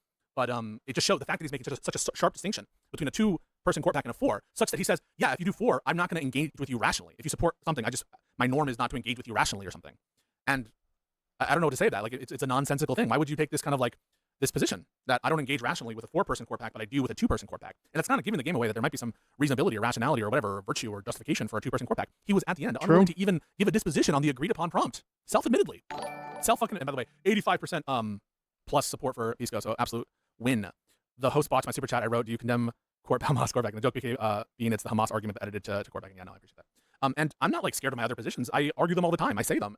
There is a huge deception when he's saying that thing about the 100-person oscillation in the court being like rudderless and stupid. And when I'm saying virtuous, it's not responding to that part of what Brad is saying. What I'm saying is virtuous is the notion of symmetry on the availability of the court packing measures when we're comparing the norm violation. That's very obvious because I say that that's a virtue before Brad says the thing about the 100. I can just show this to you. So it's clear that my determination of virtuosity or whatever isn't contingent on the 100, right? And when I say in response, I don't say, no, it's virtuous for the court to be destroyed and for there to be 100 people on it. I didn't say anything like that. So Ryan is intentional. He's a liar. He just is a liar. He's a self-admitted liar in the debate, and he's lying about what my words mean. Like he's not like misquoting in the sense of like getting inaccurate words, but I'm just not responding, and it's clear in the context. And I'm not responding to that when I'm saying something is virtuous in light of the tit for tat. When I'm saying the tit for tat is virtuous insofar as we're judging different norm violations as to symmetry. That's what I'm trying to say in that clip. That's what I am saying. And at no point do you hear me say it's virtuous for the court to be destroyed and for no one to listen to it. I never even imply that. That's an absurd position. He's gonna keep on trying to use that quote, that quote, which is totally not what I'm trying to say. And after I explain it to him, he's going to continue to use that to try to denigrate me. He's a demagogue, in other words. He's a demagogue and he's a liar. Didn't Ryan used to claim to be a Democrat? And I guess, yeah, I mean, like, why would you, at this point, it's like, this guy is so deceptive. And he admits to it. It's crazy. And then on the argument, he's just like, so scared to address an argument that I gave in advance, right? I didn't just spring this on him. Unlike me, like he wants to do an argument by surprise, but I don't give a fuck. You can try to bring up whatever you want to do. You can try to present arguments I'm not familiar with, but I don't need that. I don't need, so I gave him in advance the entire thing. So he can't say that he's surprised by it. I talked about it, that I'm giving it in advance. And is he willing to address a valid argument that I put on the table that I spent time generating and creating in defense of the proposition? He says, I don't give a shit about your argument, he said. Definitionally bad faith. Why would someone like Josiah engage with him? Honestly, I have, unfortunately, the curse of being like obsessed with bad faith debates and going around in circles and all this stuff, right? So I have this like curse, like for a normal person who cares about norms of respectability and like honesty, why the fuck would you engage with this person? And the grandstanding, it's no different, by the way, than what we were talking about when he was doing the debate with Destiny about Section 3 of the 14th Amendment, where he's just like 9090, like an argument from an authority, instead of addressing the merits of the actual 14th Amendment argument, just saying, well, what, you think you know better than X, Y, or Z? Always meta, always bad faith, always rhetoric. Pisco wants to destroy the whole country. Pisco wants Ryan to. was auditioning for Fox News. Did you hear what he said also, by the way? That it's anti-democracy, anti-Republican values to, like, I don't know, have more states. Why is it against the Constitution? Like, the Constitution specifically provides for this kind of new statehood, but like Puerto Rico getting yeah, dude, the Puerto Rico argument was genuinely one of the stupidest things I've ever heard Ryan say. That it's anti-democratic to give Puerto Rico statehood. I'm like, I don't understand how somebody could somebody of Ryan's stature could make that argument in good faith. I there's no way that argument was far too stupid for somebody like Ryan.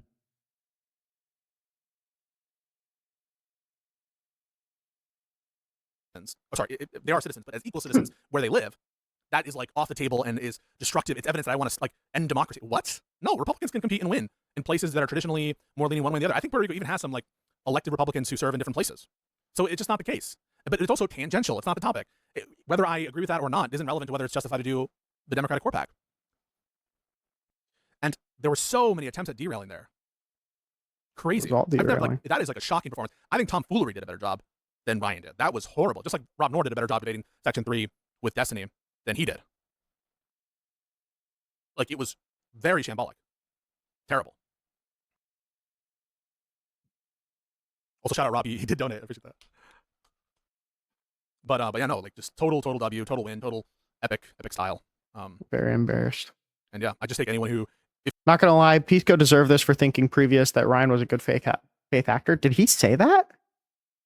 Was his? What is it? Was it Pisco's impression that Ryan was a good faith actor? I don't know if he's ever had that position. I know that he generally thought that like he was a good interlocutor, right? Like I think that Ryan is a good person to like test arguments against. But in no, like I don't know if I've ever seen anybody say that Ryan is good faith. He's just it is incredibly transparent. Even without talking to him, but especially after talking to him one time, that he's a bad faith actor. It's so incredibly transparent.